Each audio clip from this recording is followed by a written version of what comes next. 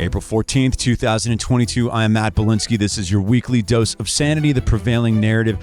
Last week, I wasn't with you guys. You had to deal with all the insanity that our society constantly brings us on your own. I hope you were dealing with it okay. I was knocked out by a sickness for a couple days, but back in action now. And this week, I have an amazing interview guest. His name's Ethan Strauss. He was formerly the ESPN and Athletic beat writer for the Golden State Warriors. This is a dream job for every sports fan. Okay, he was the beat writer for the most successful NBA team at its apex for ESPN, for the number one, the leading sports journalism brand to exist, and then The Athletic, which was kind of the more, let's call it, premium version of that, which also is very successful. And he decided to essentially, he bounced. He left. He went to go publish independently on Substack. He left what was otherwise every, young boy, he even says it at any dinner party, he was always the one everyone wanted to talk to. But he said, what he was experiencing inside the kind of legacy media Borg, and as I talk about on this podcast, how all facets of prestige media and even sports, nothing has been immune to the pressures of the cultural conflicts and the culture wars, making everything just distorting narratives, a lot of conformity, a lot of groupthink, and making the people involved in these organizations do outright goofy, many times dishonest, but more so in sports, just outright strange and goofy things. And for that and a variety of other reasons, Ethan went to Substack and has found incredible success. He spills a ton of tea over on his Substack. It's why it's one of the most popular Substacks. I think it's number 15 overall, number 2 in the sports category. But he gives you his views in articulating how the culture wars have impacted sports and sports journalism, and really an insider's guide to what goes on behind closed doors in the professional sports world, amongst athletes. There's a lot of power players in professional sports that impact the leagues and the stuff that sports fans see and that people talk about that people are unaware of, and all the machinations of that. And he's incredibly shrewd in describing these things, and also how sports dovetails with the larger cultural and political conversations. And so, going to be speaking with Ethan in a few. First, we're going to take a little retrospective on a couple of those heated social movements of the Trump era, MeToo and Black Lives Matter. They were both back in the news recently, kind of interesting ways. I figured, okay, this gives us a chance to really look back at these movements and see what did they accomplish, what did they set out to accomplish, how did those who were at the forefronts of these organizations conduct themselves, and where did all that chaos from the Trump era around these social movements leave us, right? With Me Too, Louis C.K., wasn't this guy an excommunicated villain of the Me Too movement? All of a sudden, not only does he seem to be let back in the club of polite society, but he wins a Grammy. That was very interesting. It seems like it didn't make enough. It didn't get enough attention that this guy that I thought had been, due to our new social mores and rules, excommunicated and was a perpetual villain, is being celebrated by an institution of the entertainment industry. That was interesting. So a woman named Kat Rosenfield, who writes for Unheard, wrote a really interesting piece analyzing that. So I break that down and elaborate on that. Black Lives Matter. Listen, we're not just here to find every flaw with that organization, but there was a kind of some undercover journalism or exposure of Black Lives Matter, and one of the supposed charitable organizations underlying the movement in that organization had gone and bought a $6 million house. So a lot of money. That organization raised a lot of money back in 2020 and also in 2021. So it serves to figure that someone should wonder where the money went. Money was all supposed to go to societal betterment, right? But it seems to have gone to, at least part of it went to, a $6 million mansion.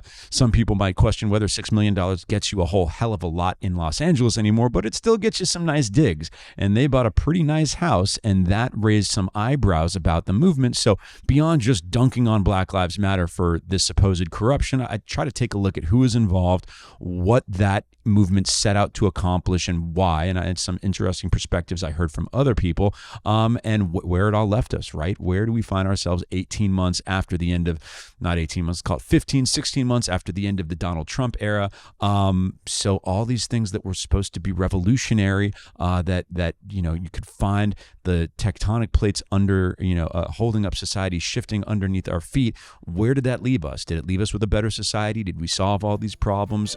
So get into a little bit of that, and then we have Ethan coming up. So hope you guys enjoy. Okay, so the Grammys were a couple weeks ago. Nothing really that interesting to me about the Grammys. Didn't pay much attention. No big inter-show slap like the Will Smith thing with the Oscars.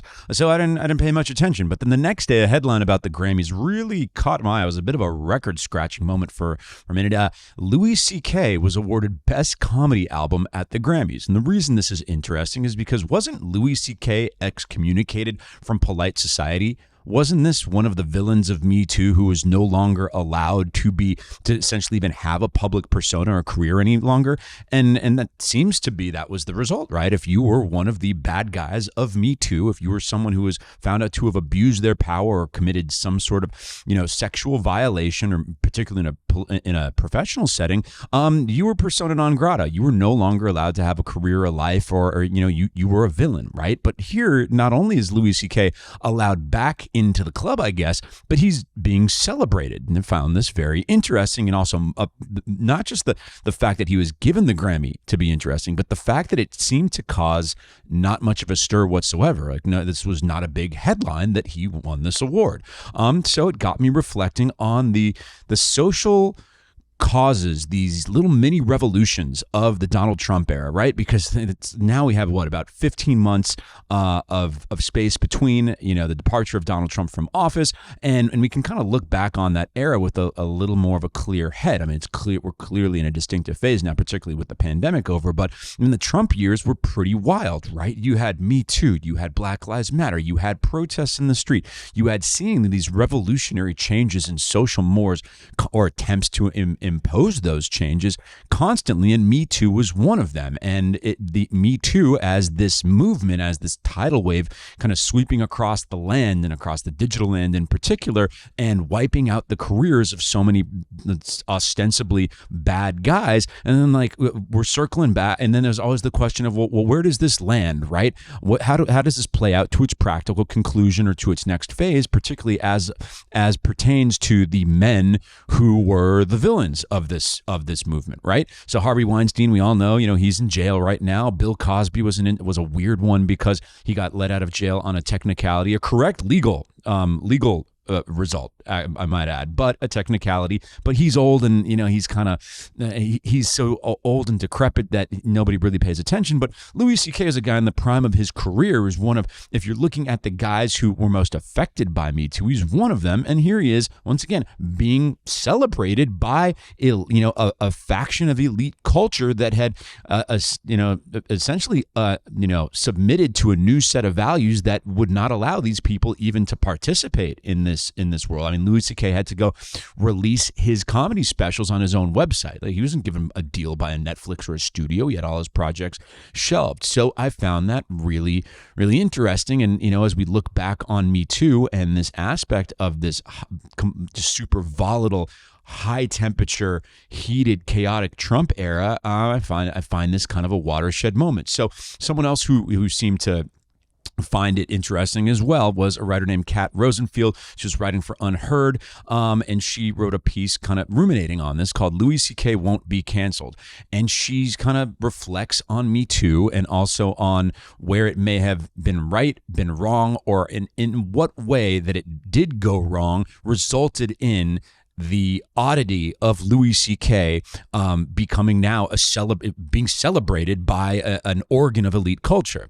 So it also got me thinking to a piece that I thought was really insightful about all of this that was written during the Trump era. Ross Douthat, like I mentioned him a lot, a great columnist. He wrote a piece in 2018 called An Age Divided by Sex. And this was about a year after the kind of, the commencement of Me Too and the really heated moment. I mean, everyone remember after that Harvey Weinstein piece came out. I mean, it was about a 3 to 5 month period where it was an absolute tsunami, a tidal wave of accusations of sexual impropriety, of abuses of power made against powerful men, whether in the corporate ranks, from the arts. I mean, I think in Time magazine tried to tally it up. They called it about 415 high-profile incidents of Me Too taking out someone's career. And I mean, we can get into the standards of this. I mean, what actually occurred. It was, and I think where a lot of people at this point in reflection section understand that there was,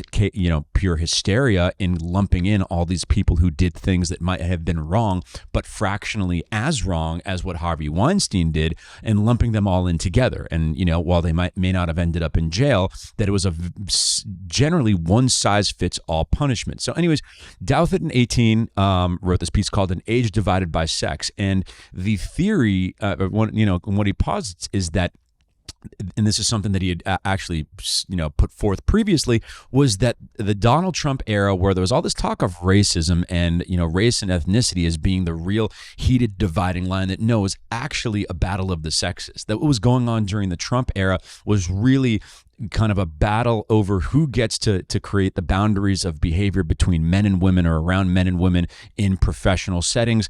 And that was the defining battle of the Trump era. And he might not be wrong. I mean, I think he makes a lot of good points. And, he puts it in terms of sexual politics, in that we now, he's framing it that in 2022 or 2017, 2018, okay, so back up for a second.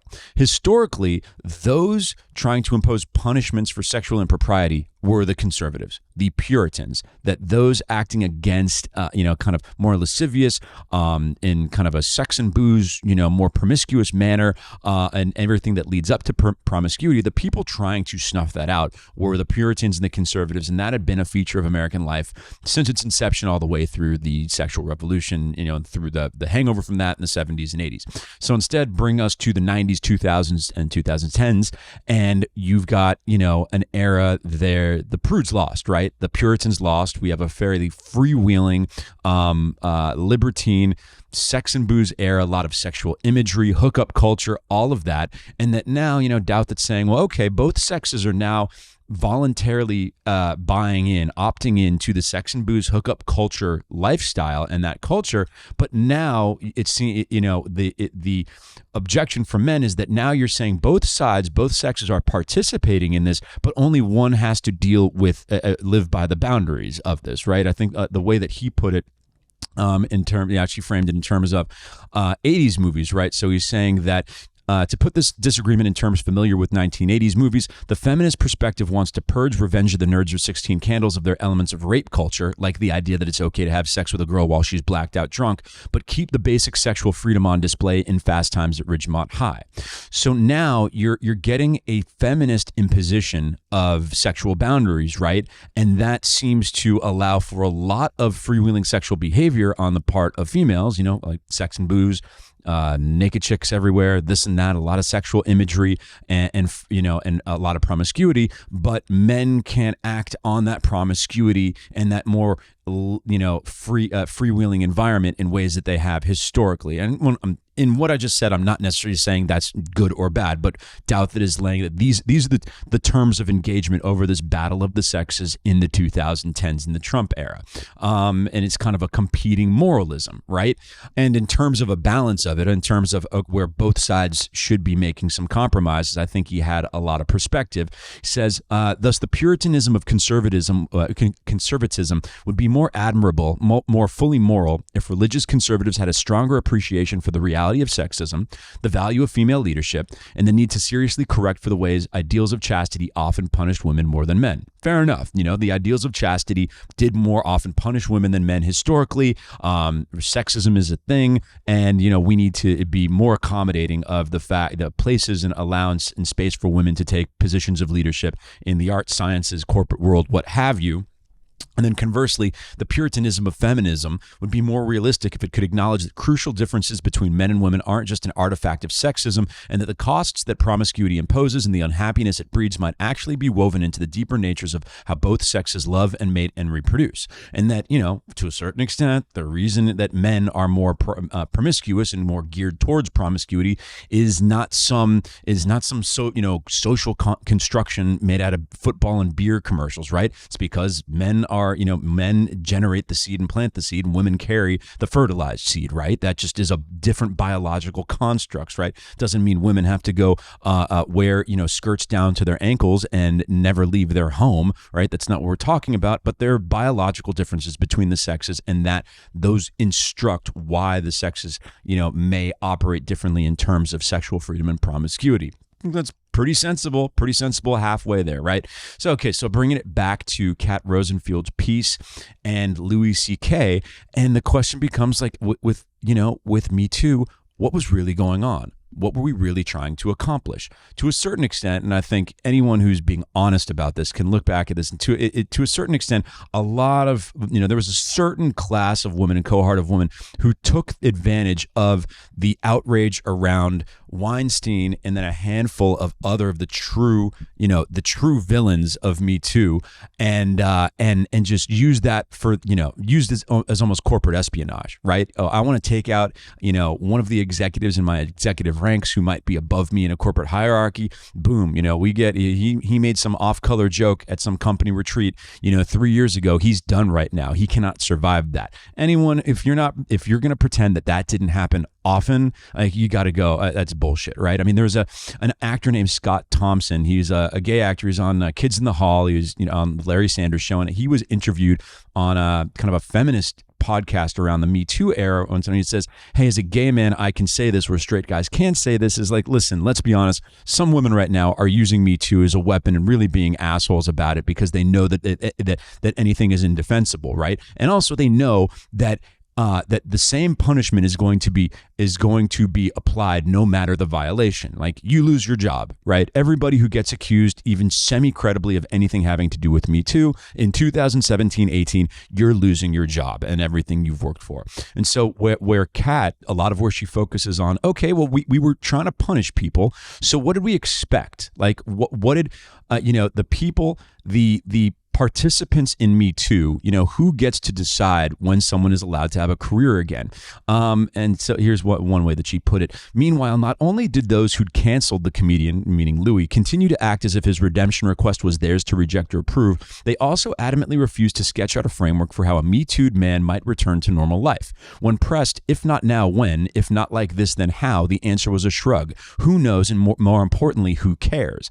And I think what she's getting at is kind of the callousness and the cavalier attitude that people took during Me Too towards the punishment, towards ruining people's lives, right? And that there was a lot of behavior that should have been labeled taboo or unacceptable. Listen, I mean, just, hey, my personal thinking here, I think, there was a lot of overreach on Me Too, but I'm generally like, hey, I think people, if you're going to engage in any sort of romantic or sexual behavior with anyone that you work with who is lower, that reports to you or is below you on a hierarchy, you got to be really careful with that stuff. And I think some rules do not, some rules apply there that do not apply when there's not that type of professional relationship. And I think that's kind of what was operating with Louis C.K. It was like, all right, he did.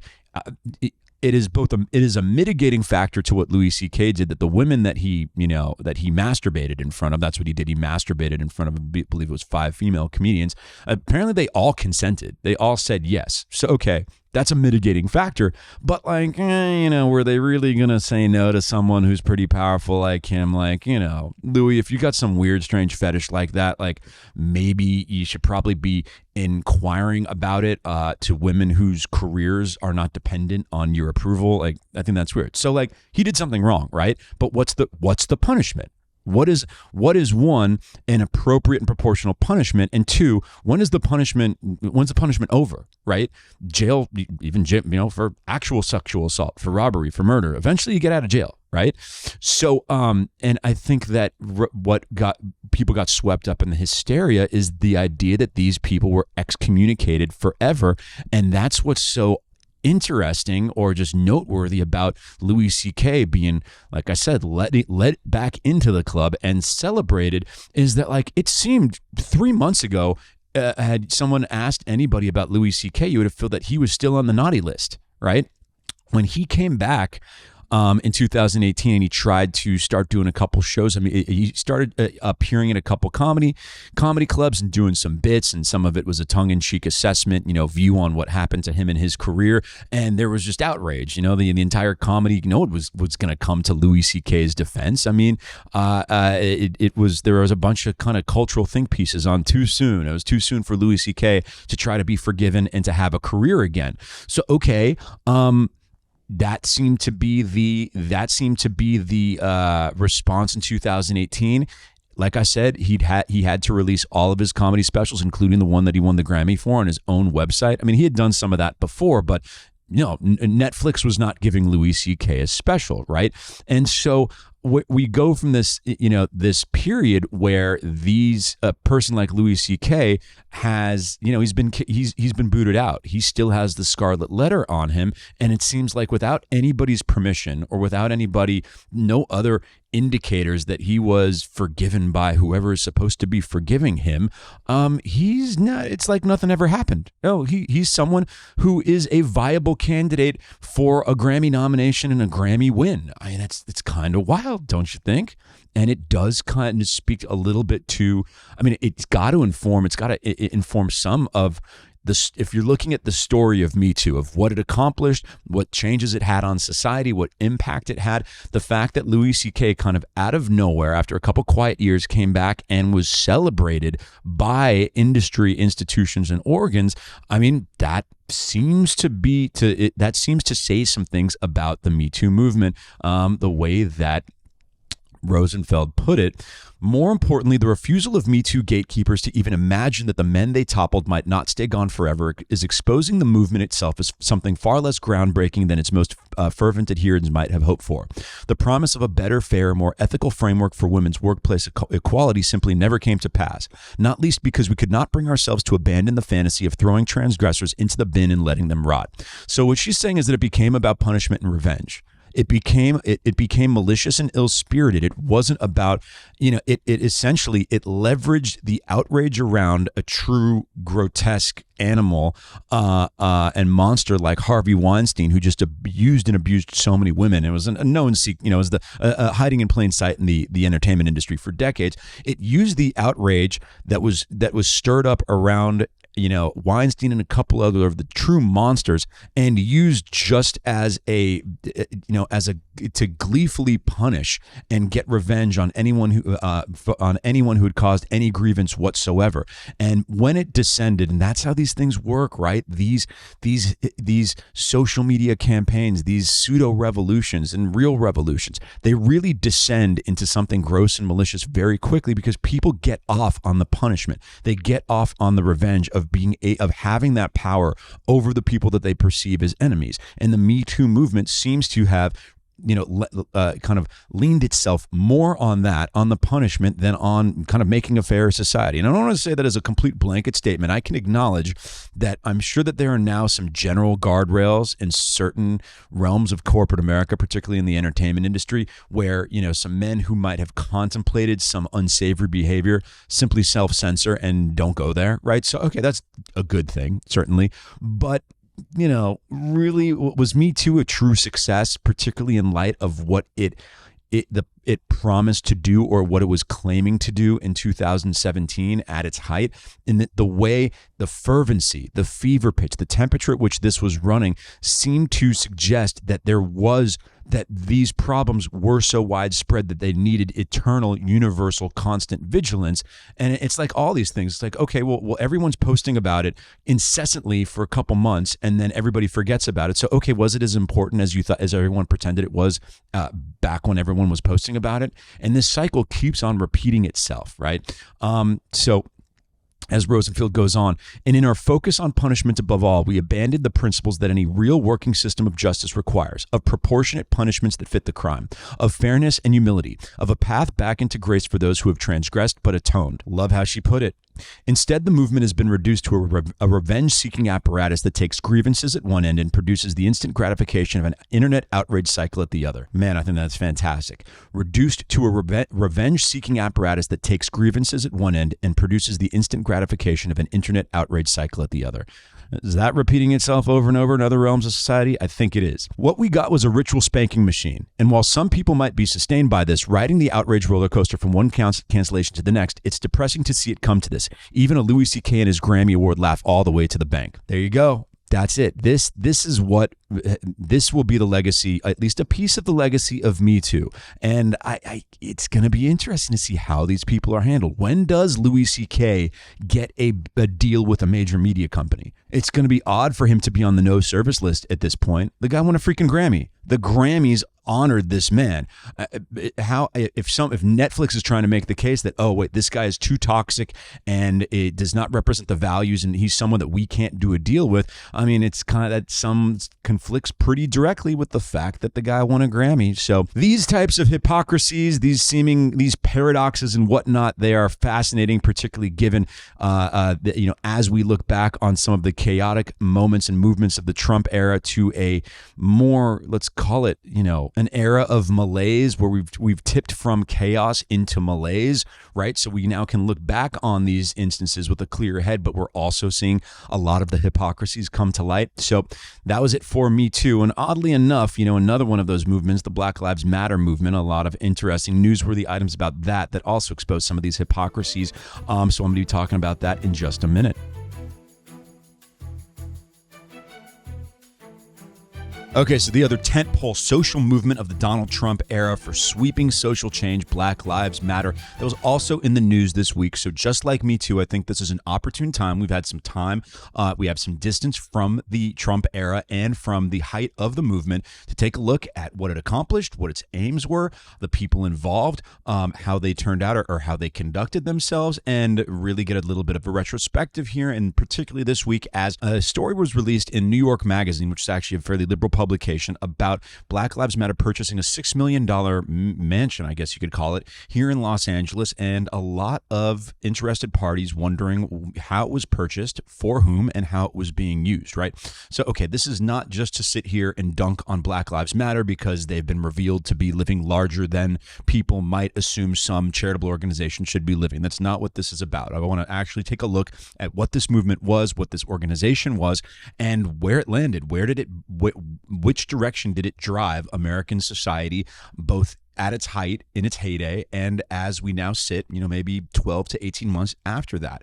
So an interesting conversation that I had, an understanding, from an outsider's perspective as a Caucasian, what was the purpose of Black Lives Matter and how the African American community saw it. And I interviewed a gentleman named, Detective Rafer Owens back during the summer of 2020. Rafer Owens is a member of the Sheriff's Department down in Compton and a community preacher at the community church down in Compton. So he has his fingers on the pulse of the community in the inner city here in Los Angeles better than anyone. He even wrote a book on community relations for policing, right? So he's right in the thick of these issues. And he was postulating on Black Lives Matter, both as a community leader and as a police officer, as a law enforcement official. And, what he said something to me is very interesting, is that for a long time, the African-American community had relied on church leaders, on religious leaders, to filter their social movements or advocate for change, or to be their civil rights advocates and leaders. And as the church had kind of descended in relevance, and a lot of those church leaders no longer wanted to take up that cause or really take on a leadership role, that Black Lives Matter kind of came along and filled that void. And I thought that was very interesting, because I don't know if you guys have heard the saying, leadership abhors a vacuum, right? If there's no leadership, something's going to come and fill the vacuum of leadership one way or another. It might not be leadership as is traditionally conceived of. And I think that's what Black Lives Matter did. So, okay, ostensibly, it was there to highlight instances of police brutality and law enforcement. We saw the videos, right? It was video after video. It was either law enforcement or vigilantes, in the case of George Zimmerman and Trayvon Martin, essentially abusing and impeding on the civil rights of African Americans, engaging in uses of excessive force and in many cases deadly force. And now in the age of social media, where everyone has a cell phone, some of the instances of deadly force, in fact, many of them were caught on camera, and they were the types of images and videos and recordings that would pull at your heartstrings and get everybody's emotions very heated, regardless of the surrounding circumstances. And that is a lot of Black Lives Matter, and a lot of what they pushed for was a public reaction to that. And that all culminated in the summer of 2020 with a video that was stomach churning to watch, of what seemed to be a law enforcement official very callously leaning on the neck of a black individual who posed no threat at the time, was subdued, and that individual died. And there was incredible social unrest in response to that. In addition to social unrest, there is incredible financial transfer of funds, right? $90 million was donated. I think it was $60 million in the summer of 2020 and $90 million overall to an organization called Black Lives Matter Global Foundation Network. One of the people behind, one of the leaders of that network, and also one of the originators, or people who are at least credited with originating Black Lives Matter, is a woman named Patrisse Cullors. And Patrisse Cullors, who is this woman? She was at the time in 2013 a teacher at Otis College of Art and Design here in Los Angeles. She taught public practice. I'm not really sure what that is.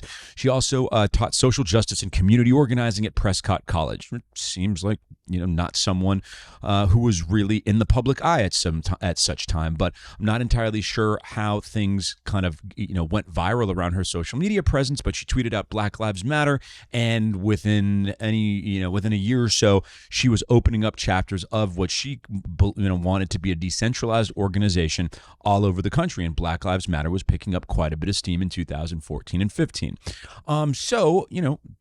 We seeing what occurred during the Trump era, that this organization was highlighting instances of police brutality and deadly and excessive force. But then if you look a little closer, okay, what else were they advocating for? Because people who donated money to that organization during 2020, that $90 million came from somewhere. What did people think that they were donating to?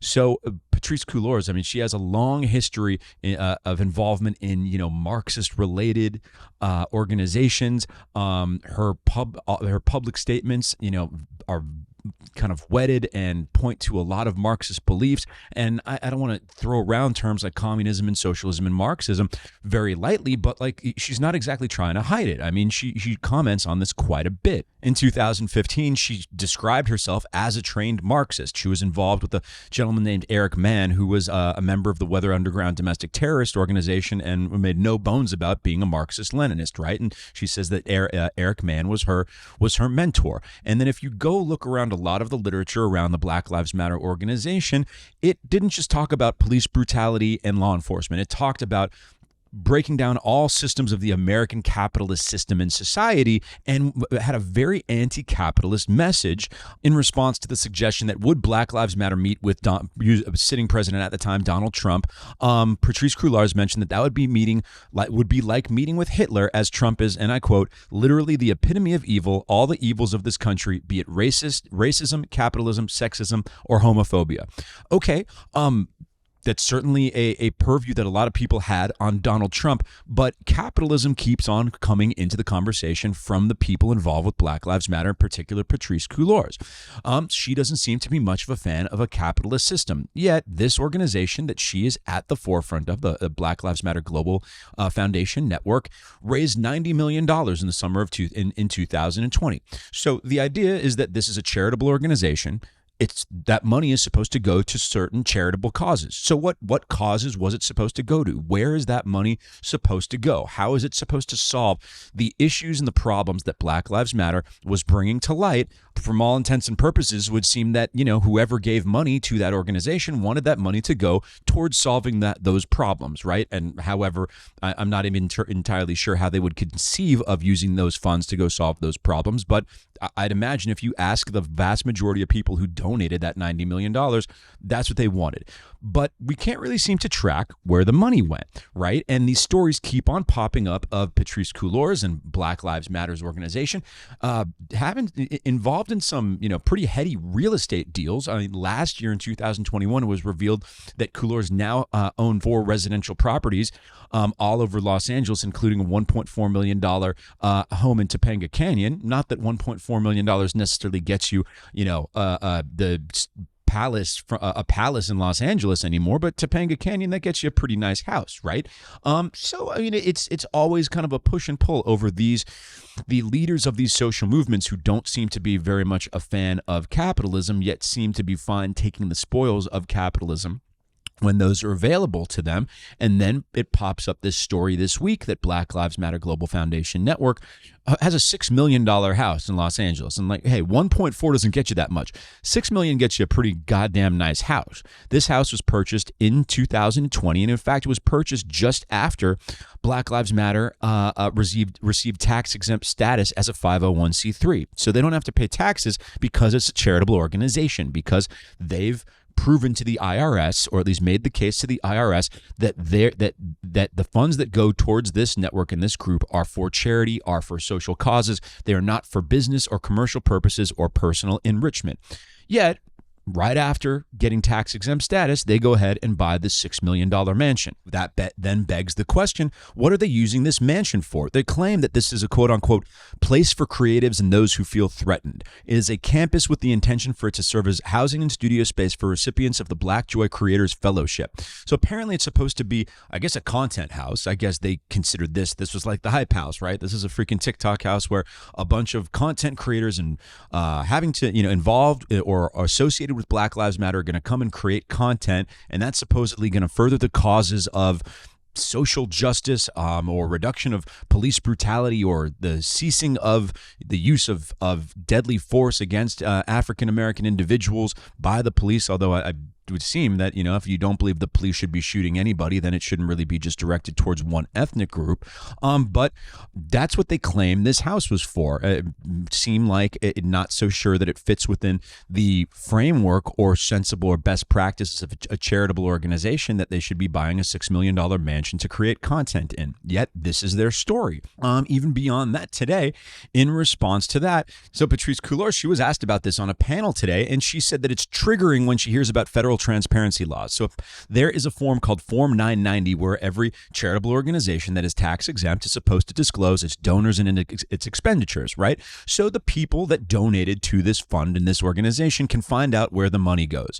Apparently, Black Lives Matter Global Foundation Network did not file a Form 990 in either of 2020 or 2021.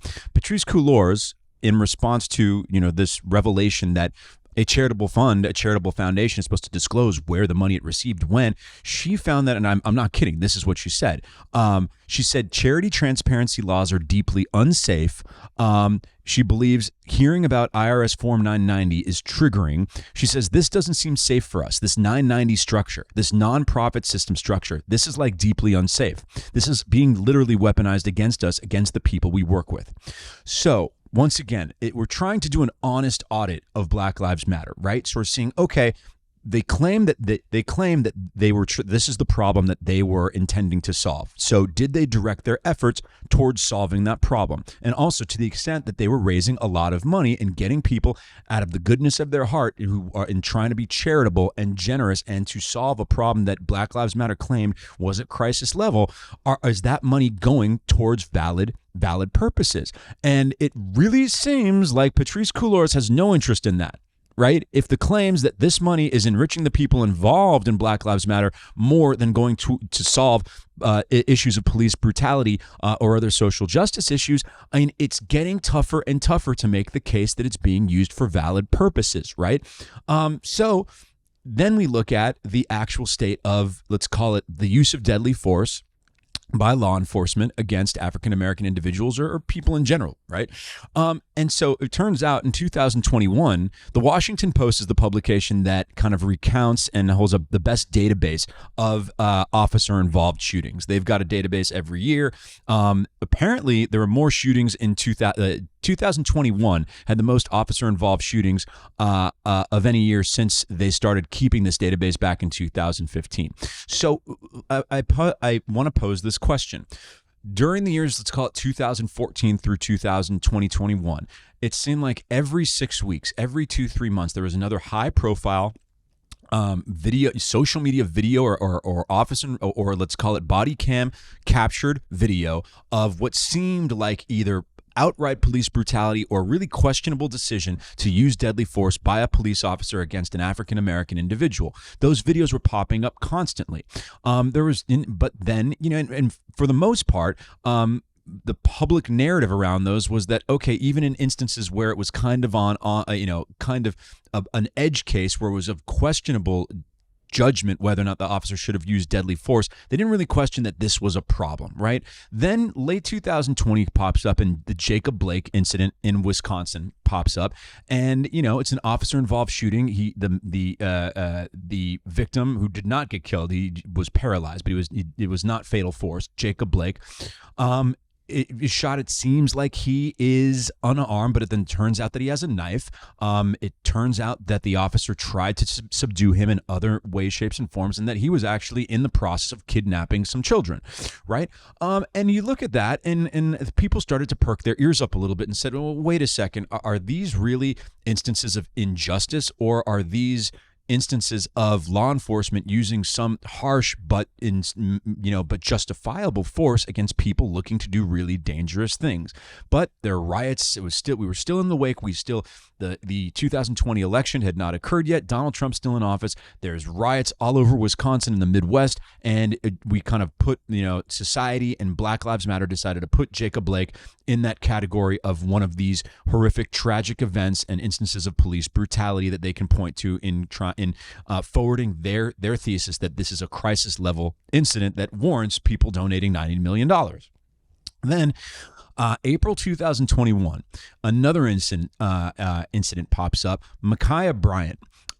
Two teenage girls, a cop gets called to a scene where teenage girls are fighting, and one of the girls is literally swinging a knife, in the motion of swinging a knife at another girl in a manner that, if connected, would very likely have yielded fatal results. And the officer shoots Ma'Khia Bryant while she's literally in motion of stabbing this other girl.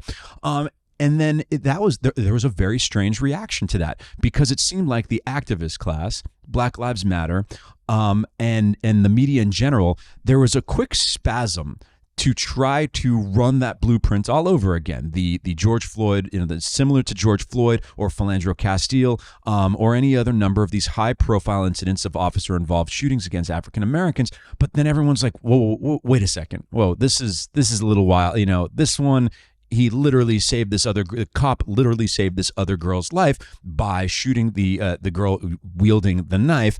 And really, there was nothing else the cop could have done. And we're not turning this cop into another villain. I think LeBron James decided to get in and even kind of put the police officer in a meme, in a kind of in the sights of a target in a meme. And then even he had to go ahead and pull that down and apologize. And it seemed like everyone realized, okay, wait a second. We have this instinctual reaction to every officer involved shooting involving an African American that makes it to the press, and that we just assumed that the cop exercised excessive force and that it was an unjustifiable murder. But wait a second, okay, we clearly went too far here, and we're just going to kind of retreat back into, we're going to retreat on this one a little bit. And that seemed to be what happened. Then oddly enough, has there been a high-profile officer-involved shooting or fatality since then?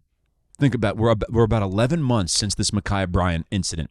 Has there been one of these outrage-spurring, high-profile, just disgusting, looks like an execution from some fascist, ill-trained, racist cop? Has there been one of those? We were having these every couple months for years. And then since Ma'Khia Bryant, we haven't had any of them, which is interesting, right?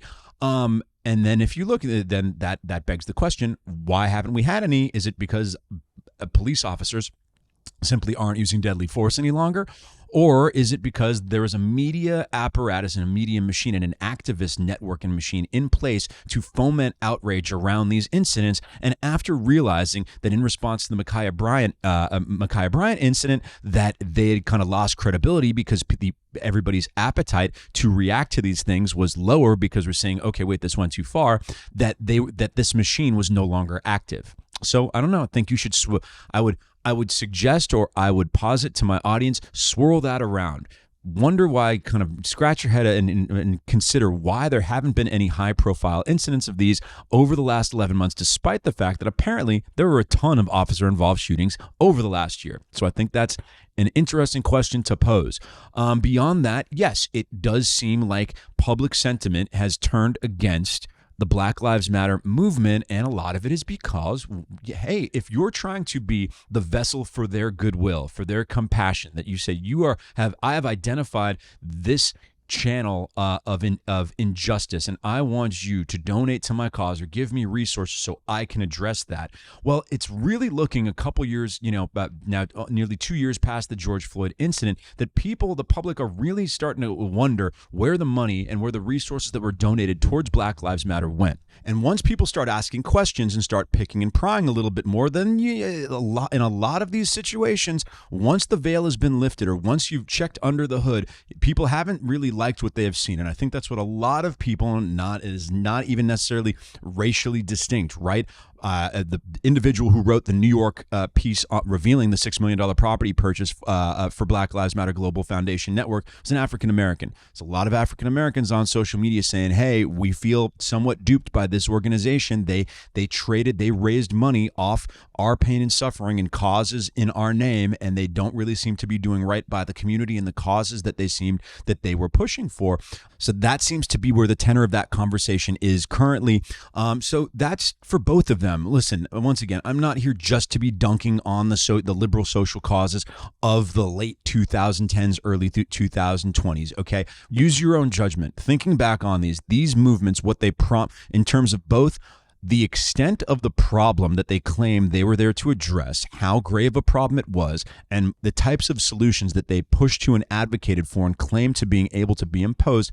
Were the problems actually to the extent that they claimed that they were, and were their solutions effective, and how did they conduct themselves on implementing those solutions? So I think that is a useful exercise now in looking back over recent American life. So Patrisse Cullors, $6 million mansion, Black Lives Matter Global Foundation Network doesn't seem to be too intent on filing its Form 990.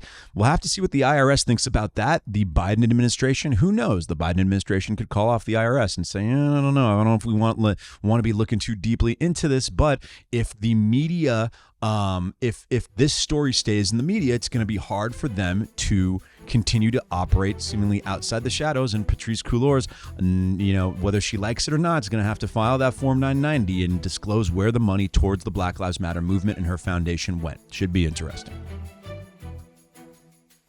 Ladies and gentlemen, it is the Prevailing Narrative. I am here with my good friend Ethan Strauss. He was formerly the beat writer for the Golden State Warriors for both ESPN and The Athletic. He is the author of the best-selling book on the Golden State Warriors dynasty, The Victory Machine, The Making and Unmaking of the Warriors Dynasty, and now has one of the top Substacks, top sites on Substack, The House of Strauss. It is number 15 overall on Substack and number 2 in the sports category. Ethan, thanks so much for joining us tonight. Thanks for having me, man. It's a hell of an introduction. I like stretching it. I love that I'm top 15. I don't know if that makes me one of. I don't know at what point you're not one of anymore, but to be among some of those names, Matt, some of those lofty names, the political journalists definitely clean up overall. I'm just happy to be mentioned, as they say. No doubt. Well, I think it's interesting and obviously informs a lot of this discussion of why in particular your sports Substack has been so popular. Maybe for a second, if you could just describe what House of Strauss is and your approach towards it in your own words. This is tough because I never really worked out an elevator pitch for it. I've just always been interested in a lot of sports adjacent issues, such as where it overlaps with culture and where it overlaps with business. Now, for the cultural part, you hear that sometimes, but when it comes from a prestigious publication, they usually only mean how it overlaps with a specific perspective that they bang on about. And it seemed as though, as I saw it, there were only two perspectives allowed on anything sports cultural. There was the media hive mind Borg that would just reach a consensus on Twitter about how offensive or bad something was in some instances, or just what the correct good person opinion was.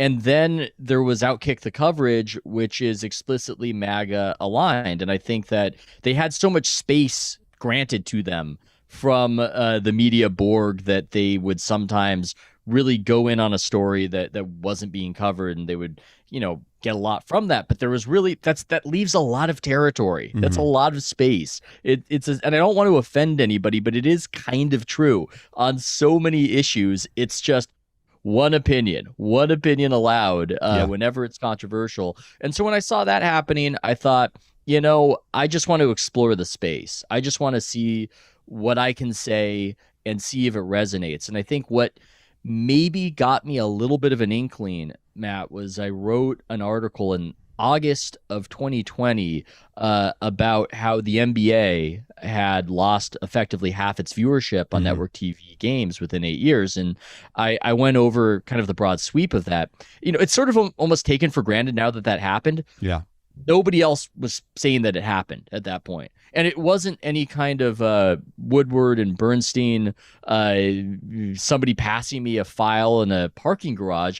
I just looked at the numbers and added them up, and nobody else was talking about it. So it resonated. And I also actually talked about some of the goofy shit that was happening.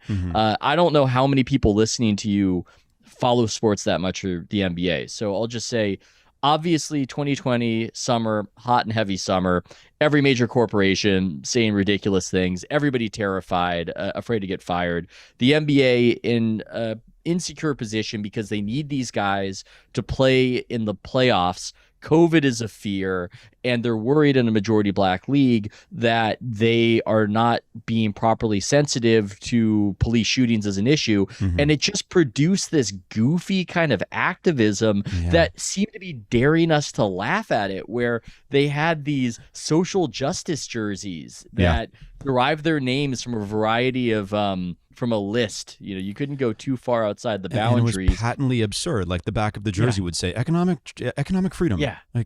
Economic freedom. Number 83, economic freedom. Just swatted education reform. And then it became a status symbol where the big stars like LeBron would say, no, fuck that. I just have my own name. So you had guys out there with their own name. You had guys out there who had the same social justice jersey. So that was confusing. And then the best was Luka Doncic. And I caught some hell for finding this amusing or even pointing it out, but he had, I believe, the Slovenian word for equality, which is a very long, consonant-rich word that I cannot pronounce. And I'm just watching this young superstar, and I'm thinking, this is your showcase event. People are watching, and they're saying, that guy with the E name I can't pronounce looks pretty good. Like, they don't know who he is. And what the fuck is this accomplishing? What is this accomplishing in real life that Luka Doncic has a Slovenian word for equality or any of these slogans or labels? And it just seemed like that was this perfect metaphor for how we were being fed so much sanctimonious absurdity from corporations and universities, people of influence, and you weren't even allowed to laugh at it. This was clearly funny. Above everything else, it was funny. And so just when I wrote about the overall ratings decline, I wrote about some of the factors. This wasn't the only factor, but it was one of the factors that the league had gotten very preachy and absurd. It resonated, and it just racked up subscriptions, and that gave me an inkling that, hey, maybe if I just talk from my own perspective, I'll find an audience, and I can completely determine whatever I do every day, which seemed pretty cool. That's awesome. Yeah. And I think we know the kind of buzzwords, the catchphrases of that surround the conversation about sports now being as you put it in one of your pieces, the Overton window from the political and cultural world is now being implanted on the sports world, right? It's shut up and dribble and stick to sports. And the question of whether or not those both athletes and those in sports media should be commenting on matters, on social causes, on politics, on things not related to the sport. And for better for worse, I mean, at this point, it's kind of settled science whether or not they will, right? And then the question becomes, should they? And is the impact, and to a certain extent, this podcast is, from a variety of categories, how cultural narratives or narratives that in the culture war start to impact various seemingly distinct categories. And in your world, and what your Substack is how that impacts sports and how sports impacts that, right? And underlying all of that, it seems to be how social media and the way that we communicate and which social media sites are being used by the people involved in these, quote unquote culture wars across all these different categories. How Twitter is used, how group chat technology is used, how Substack is used, and how that the kind of engineering and the architecture influences the conversation. And I think that's probably a bit of a long-winded description of where your Substack resides and why it's been popular, because you articulate, a lot of sports fans are sitting around they either instinctually gravitate towards, hey, these athletes should be able to say whatever they want, and and they're all Muhammad Ali and 1967, and great for them for speaking up, or screw Colin Kaepernick, stick to sports, shut up and dribble, and in one acknowledging the reality that there's no way that we're going back to a shut up and dribble era, but two, that these players and the participants in social causes in the late 2010s, early through 2020s are not Muhammad Ali, and trying to get them to play that role comes off in the absurd manner that you just described. That needs to be articulated, and I think that's what you're doing. You're trying to articulate that. And nobody wants to articulate it. I think that, like so many things, we can blame the boomers, right? Because I do think that we are running their software on a lot of cultural issues, and they were such an influential generation for a lot of reasons. We can compliment them. You're a charismatic generation, boomers, but they took a lot of what was fashionable back then, and it seems like we're almost trying to reach back to that past and pretending that, Muhammad Ali was protesting being sent off to Vietnam. I mean, that's fairly legit right there. There's a reason it resonates. When people take risks, it resonates. Colin Kaepernick could be criticized in a variety of ways. Some of the things he said, for instance, and the pig socks he was wearing in the training camp, as I remember it. But he did risk something at that time. He eventually got rich from Nike, but I think one of the reasons why he became popular is that it legitimately, at that time, was thought to imperil your job. Many would say it did imperil his job, that he took those stands. But then we start pretending as though everybody's taking some brave, bold risk when all they're doing is telling the media exactly what the media wants to hear. And it's this performative subversion that we are party to, where we're supposed to act as though when Naomi Osaka, for instance, in the fall of 2020 is wearing the names of black people shot by police on masks, that this is some subversive act that get the conversation going. She wanted to get people talking, she said, and it's often not really subversive. I mean, how subversive could it be if it's what if it's what everybody in media and corporate America in particular? It feels like this is every one of these. There's a playbook to corporate marketing in the social media age, these social media campaigns, and the performative, the pageantry and the kind of pageantry tactics, like what Osaka did, is literally just it's her version of a fashion influencer participating in a Revolve clothing campaign. Yeah. Well, and that none of them apparently give a shit. I mean, this point can't be made enough. Does anybody, I know somebody might respond and say, hey, well, this person cares, but overall, is anybody tracking how many police shootings there are, whether they've gone down, whether they've gone up? What are the percentages? I don't see anything like that happening out there. No. All these people, it was all they could talk about. It was all they could think about. They wanted to give their lives to this cause and cry and do just do videos healing America over this struggle sessions. Yeah, and it's just none of them apparently care about it, because it seems as though they haven't discussed it since. It seems that they don't really have much concern for, is it better by 20%? Is it, worse by 20%? It's not on the radar, and you've got this culture of people who just accept the premise that whatever the current thing is the thing that's most relevant and the thing that must be addressed, which I find fascinating in a way, that it's just accepted that people go, okay, well, this is top of the algorithm on Twitter, and I'm seeing it on Facebook, so therefore this is the news, this is the biggest thing. And it's so often on the basis of a discrete incident that could be happening anywhere in the country. Yeah, I mean that to my mind is the craziest part of it. How we're just kind of expected to accept the premise that these things are the most important thing when we're told it's the most important thing.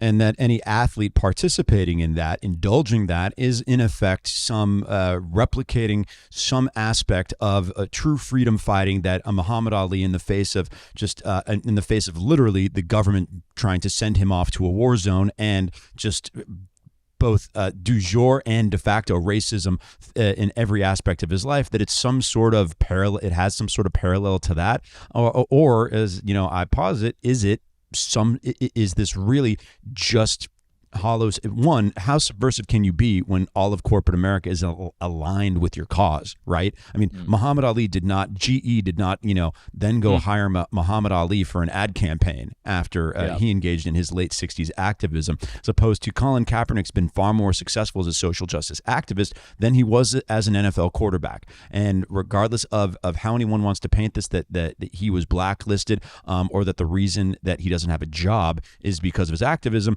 if he had been good enough, the activism would. He was an edge case. He was on the bubble of being relevant as a quarterback in the NFL, and the activism just kind of popped that bubble for him. But the trajectory, Colin Kaepernick's trajectory after that, he rode this to unbeknownst success and financial prosperity through of corporate America supports him. Nike was putting out signature shoes in his name, and that was not a dynamic that was active in prior. As you mentioned, if we're trying to LARP the boomer era activism, that wasn't apparent back then. Well, and this is part of the frustration people are feeling, even if they don't articulate it. They can sense that they are presided over by sociopaths who are using these issues as a strategy, as a marketing strategy, or a path to power, or a way to get them to shut up and not advocate for themselves. And they see that they're using these powerful taboos. You don't want to be racist. That's a bad thing to be.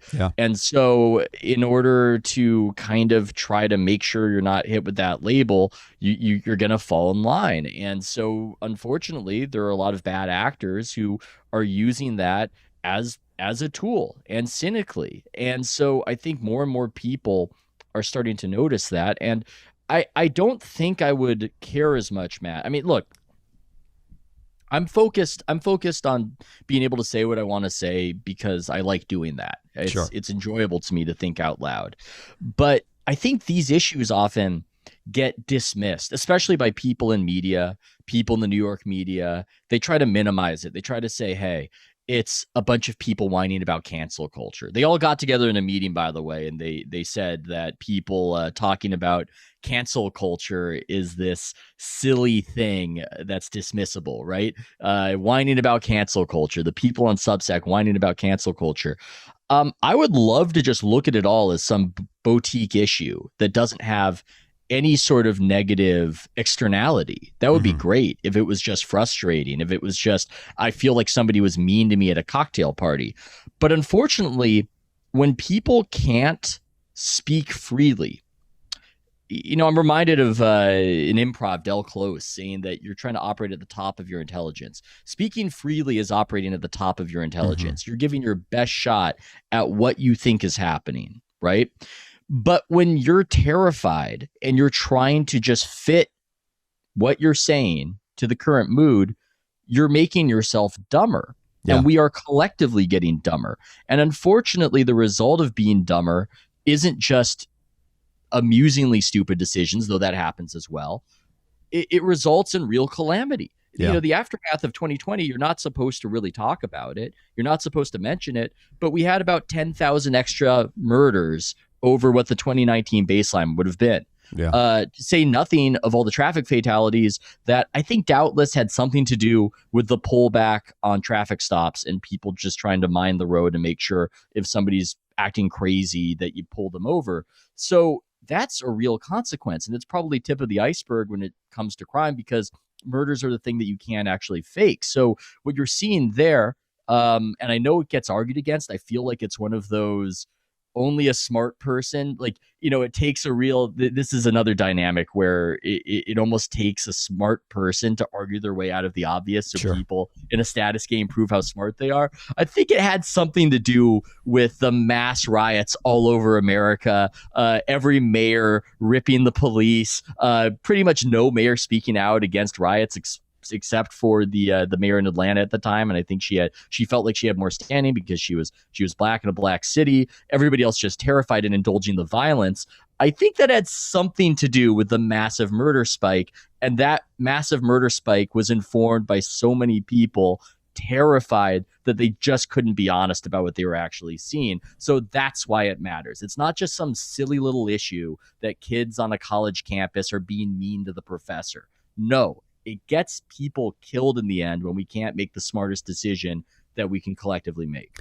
And then when you look at athletes who were put in the position, they have a platform because they were good at sports, right? And we're now trying to construct this unquestionable culture that they're allowed to comment on issues of substance, and that they're supposed to, and that if they're not commenting on issues of substance, that it impacts. Oh, they get pressured, right? So, but it seems that once it's pretty temporary, right? Once the issue escapes from once the issue drowns out of public consciousness, which it does very quickly in the social media age, all of a sudden they're not expected to be such activists, and all of a sudden they're not expected to be commenting on issues of public importance, right? It's only when it's something that really gets funneled into that social media outrage or activism, quote, air quotes, activism machine, and all of a sudden the problems of 2022, right? Because we think of what are the problems of 2020, right? Athletes were expected to comment on those.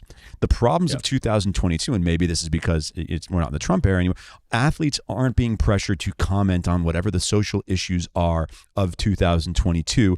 Is that because there seems to be a backlash to some of progressive activism?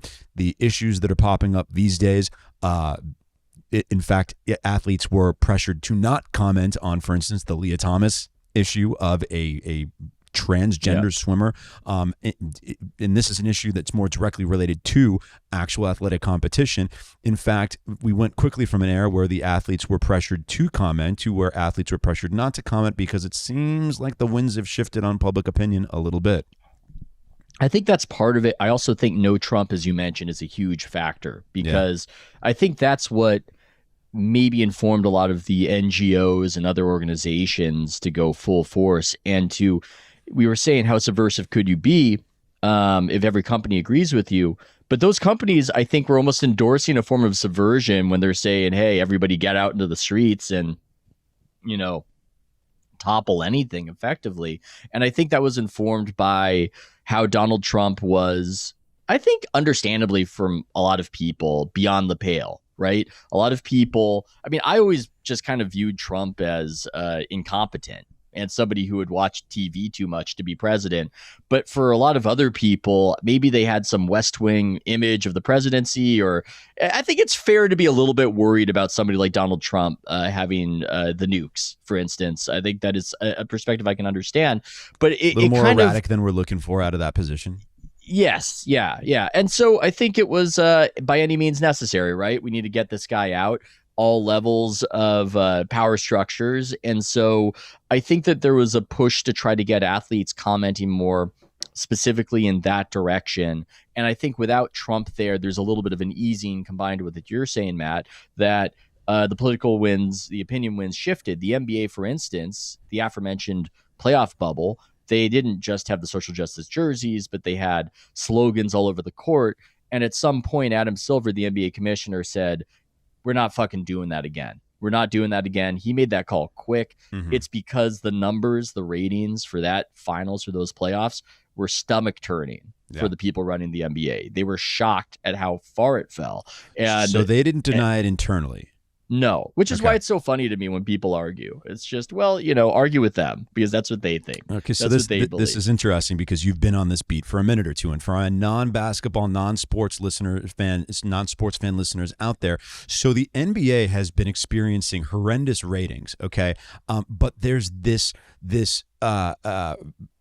insistence from those commenting on the NBA, other than the man I'm speaking with right now, to deny it, that the narrative that, and historically, even the people, baseball writers or football writers or those who were in media surrounding one particular sport, they might have loved the sport that they were covering, but they didn't have the skin in the game to defend the performance of the sport, even if it wasn't performing well. No shortage of NBA journalists were willing to acknowledge back in the 70s, the game wasn't doing well and started doing a lot better during the 80s, rode the Jordan wave in the 90s, and then had some trouble in the immediate post-Jordan era. Nobody felt the need to deny that the league had some issues when it did, right, during some of its dips. Now, and this is an incredibly odd phenomenon, everyone around the NBA every time you bring up that they have plummeting ratings, that the ratings trajectory of the NBA has not been good over the last 6 to 8 years, they attack. They feel the need to deflect it, to look for some excuse that no, it's just that every sport has experienced declining ratings. It's just that more people are watching on streaming services or social media, and it's this odd piece of the culture. It almost fits in with the conformity and the groupthink in the NBA, which is an odd and new phenomenon that you can't even admit that the ratings are bad, right? And you've been the one canary in the coal mine. You've been the subversive one saying, guys, no, this is really bad. Like, and yes, you can compare it to every other sport that most other non-NFL sport, everything other than the NFL has also experienced substantial decline. But does the NBA really want to lump itself in that category? The NBA, during the incipient years of the Adam Silver era, the early 2010s, really their line or their story was that they were going to be able to challenge the NFL, that they were going to start impeding on the NFL as America's #1 sport. And a lot of people looked around at that and said, oh, yeah, that makes sense. They'll be able to do it. And it's been the story has not played out like that. The NFL is shredding the NBA these days. And you seem to be the only one of the few NBA journalists who's willing to acknowledge this. Well, I should note that they said that their ratings were up by double digits for the regular season. Now, you kind of need to check their work, and that's a whole other topic that now the broadcasters have lobbied Nielsen. They're pissed off. They feel like Nielsen should have given them better numbers during the pandemic. And so the numbers have been juiced, not just for the NBA, but for all these leagues. And so you're seeing some funny ones out there, and they're also pulling fast ones where recently NBC for the Super Bowl added 6 million viewers to their overall viewership total because they claimed that an average of 2 people watch the streaming games when they watch, as opposed to CBS, who CBS must really just suck ass because they only have one person watching these games. So they're just juicing their own numbers. I'm not saying the NBA is doing that necessarily. I'm just saying that the numbers are getting a little funny. I do think that they're rebounding a bit, pardon the pun. I think it helped that the Warriors were good. And so we'll just see what happens with this postseason, but it's undeniable that they are in a rut that they're now climbing out of, that it happened. I don't want to be in this position where anytime something good happens, it disproves me. And anytime something bad happens with them, it proves me right. The bottom line is it happened. I felt like it was an argument that happened over a couple years where people would push back and say this or that. And then eventually the data became undeniable. And it, I think, almost culminated in Mark Cuban getting completely lambasted by Megyn Kelly, who started just reading stats and facts about the viewership drop, and he had no way to respond because he was used to being on Twitter and having the pithy responses on Twitter. I found that whole interaction was fascinating. He started using the same comebacks that I had seen him use on social media that only work there, and she just blinked at him and went in, and he had nothing. So it happened, it dropped, and I think that there's almost this fear that we can relate to some other things out there, Matt, where I think there was this emotional investment in the NBA. It does have something to do with the political valence of the NBA. It became almost a proxy for the Democratic Party and a proxy in other ways for Black America.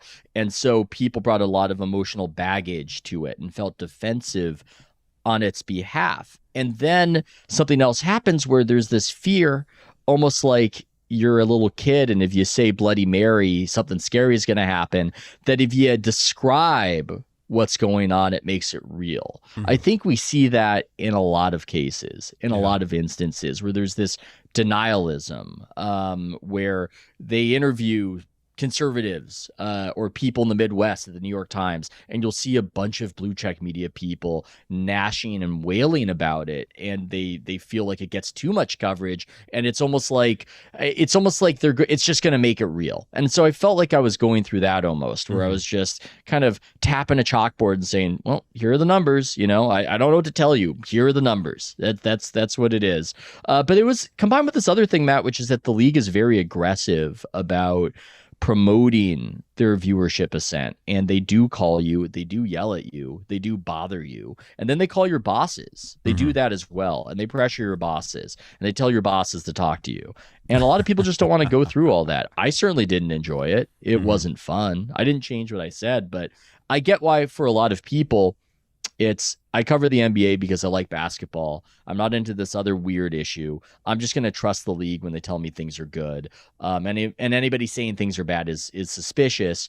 And in a way, they're right, Matt, because not only have I given a take on the viewership drop, but I've also given some other takes with you on cultural issues that I think a lot of the people in media would find to be out of bounds for some reason, even though I don't think we've said anything incorrect. Yeah. Yeah. And what you mentioned is how everything seems to be a proxy war for politics and the culture war, and that people became, and that, to a certain extent, like I said, that's somewhat of what I'm trying to articulate across categories on this podcast. And you focused and done the Roto-Rooter on sports and are kind of describing and giving voice to that. I think that that's what you've, in seeing the reaction to your Substack and your success there, is that this was the type of thing within the framework specifically of professional and college, of professional college sports, that a lot of sports fans noticed this stuff and were having a hard time articulating it to the level at which you have, right? And that, one point, and kind of looking at where this all began, and I had forgotten about this, but it was a really interesting point you made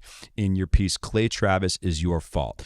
And so Clay Travis, for those who don't know, is if we were to look at those who have begun, those who are ostensibly sports media personalities but have really leaned into politics, Clay Travis would be at the forefront of that and has leaned in a more conservative direction, which is a little odd because this is a guy who I think volunteered for Joe Biden's president or Al Gore's presidential campaign back in 2000 and was an Obama supporter. But as the dynamics that Ethan and I have described started to develop over the early to mid 2010s, he took his property, Outkick Sports, and really leaned it in a conservative direction. He's out of the Midwest. He's in Tennessee, and he's become kind of the public villain number one in sports media from those who work for the more traditional sports publications like ESPN or The Athletic, right? And so what you were describing is like, listen, Clay Travis is speaking to an audience that feels unspoken for. That a lot of sports fans either, one, do want people to stick to sports, or two, are turned off or find it distasteful, this progressive rub to every issue that all those others in sports media feel is now part, one of their occupational obligations. And so you mentioned that, and I even forgot about this, it all traces back to an incident with a college sports, a college basketball player named Kevin Ware.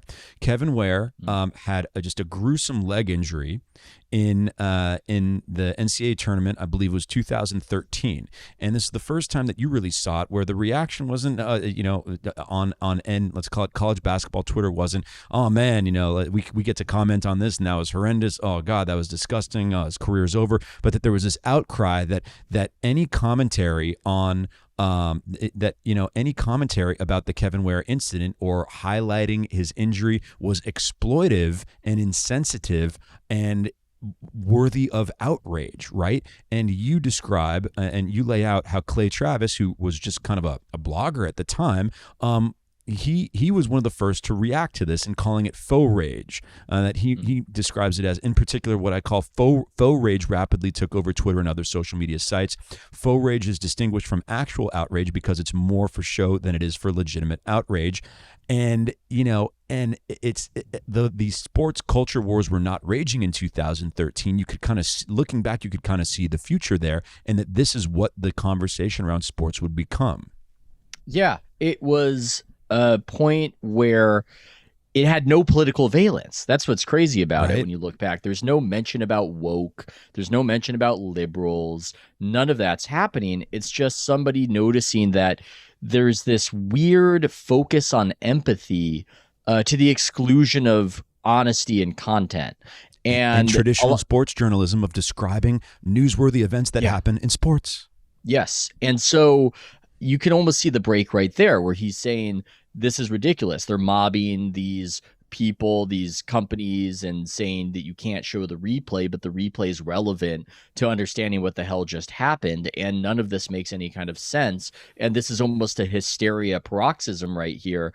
And in a way, that's a moment, that's a certain orientation that I guess in that case, while I wouldn't agree with Clay Travis on a range of things, I can sympathize with, because that's how I feel a lot of the time. I feel like I'm not the highest empathy person. I'm not without empathy, right? I'm a human being. I have a family, but I'm not just oozing with empathy. And so when I see people commanding my empathy, trying to manipulate me on the basis of my empathy, I kind of get my back up and I go, wait a second, I want to sort this out for myself. Now, eventually down the road, if you're a lower empathy person, or you find this to be kind of hysterical groupthink, I think a lot of those people found themselves not just outside the sports mainstream, but outside the political mainstream. That became this weird dividing line, and you can trace it all back. And now you've got a circumstance where Clay Travis's site Outkick the Coverage covered the Leah Thomas situation. As you noted, the biologically male swimmer who joined the women's team at Penn and is racking up these records, and they've been covering it, and the pieces have been popular. And I know from Ryan Glassfield of the New York Post that when they talk about it, a lot of people read and want to know about it. For months, ESPN just refused to cover the story.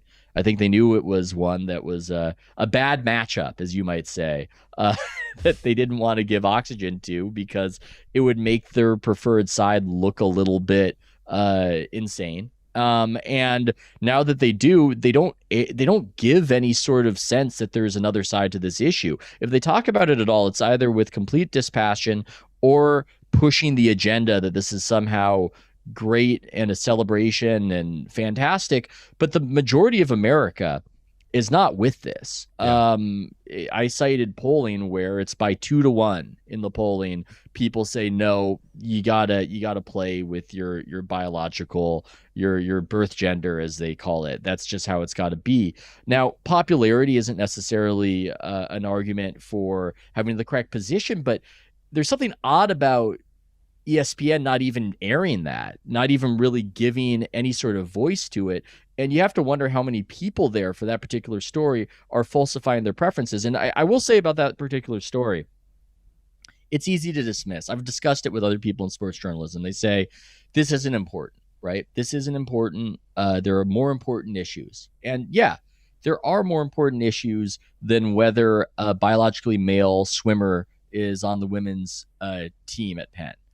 But this issue might have a little more importance than meets the eye.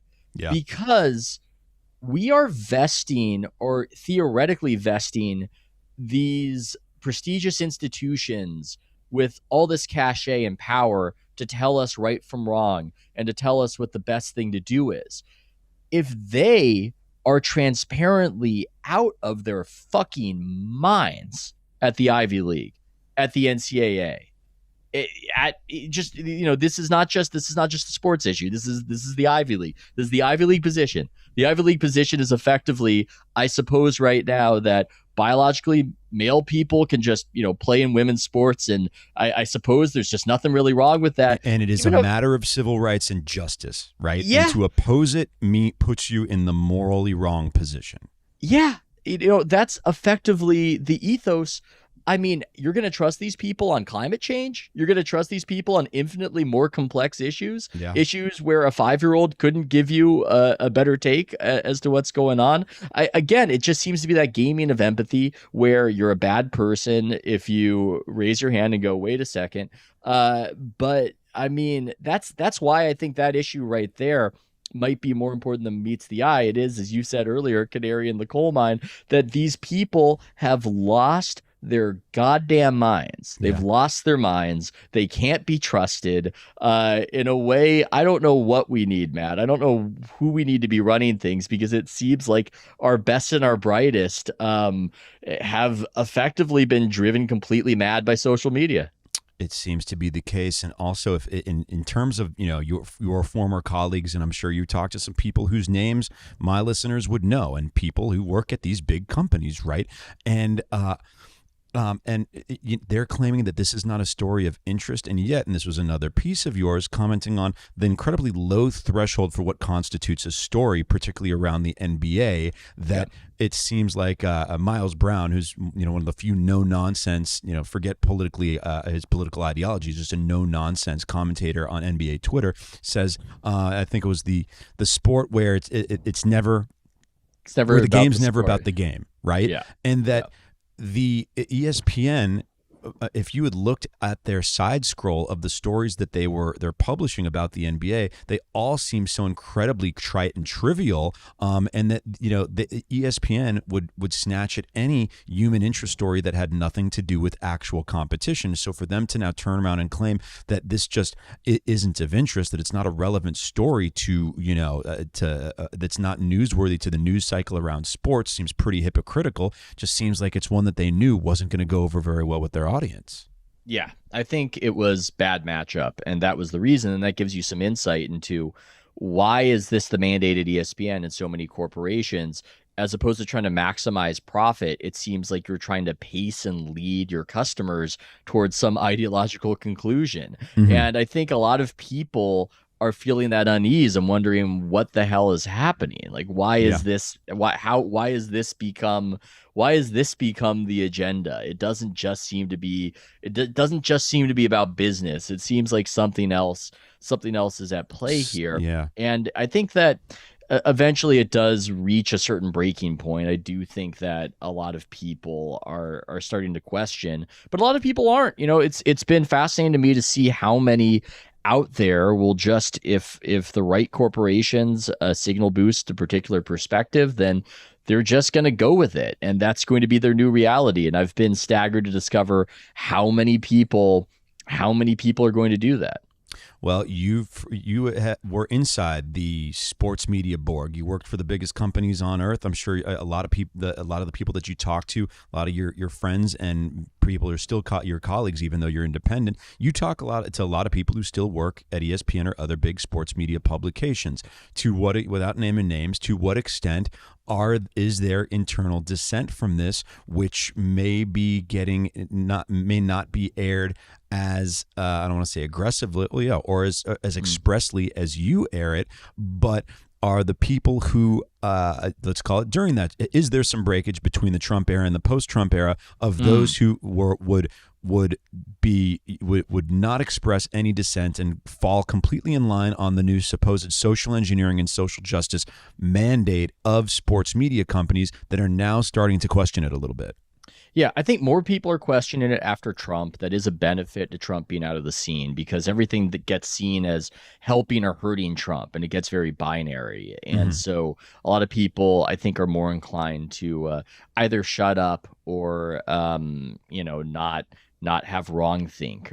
So I think that there's a little bit more in the back channel. There's a little bit more conversation, but I think there's a heightened awareness post 2020 that you can just get fired for not going along with whatever the vibe is. And I think in a way it codified it, because you saw these people getting fired for saying the wrong thing when these corporations were in mass hysteria at that moment over race. But then it becomes something else. There's a new thing every week. It becomes vaccines. It becomes, and you're not supposed to question it. You're not supposed to stick out. I mean, I know ESPN fired Allison Williams, I think is her name, a commentator of theirs, and she was saying that she didn't want to get the vaccine because she was young and healthy, and she was pregnant. And I can't remember the justification, but I remember whatever it was. I read that and I went, yeah, it makes sense. You probably shouldn't fire that person. They're handling their pregnancy in the way that they see fit. And but nobody speaks up. Nobody says anything. Everybody is either scared or maybe they're just convinced. And that's the tricky thing, Matt.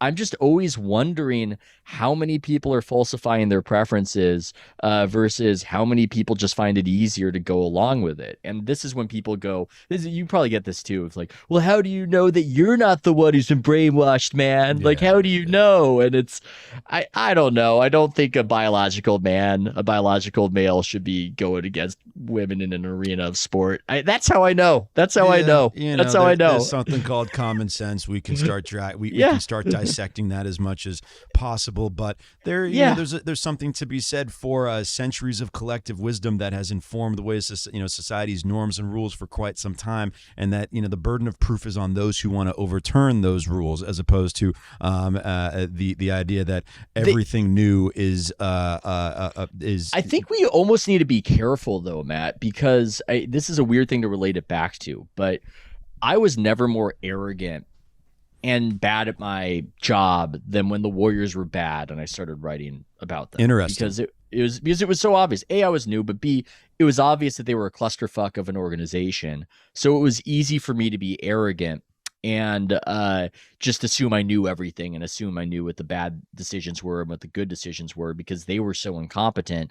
But then later on when they got good, I started realizing I don't know anything about this sport. I didn't know that there was this thing called hand signals that the coach puts out there, and they're advanced scouts and they're stealing the signals, and there's this whole internal world. And then you realize you know nothing and you start learning more. And I think that there is this issue, which it almost gets too easy, of the most elevated people in our society and the biggest corporations and the highest levels of government are so obviously moon barking insane.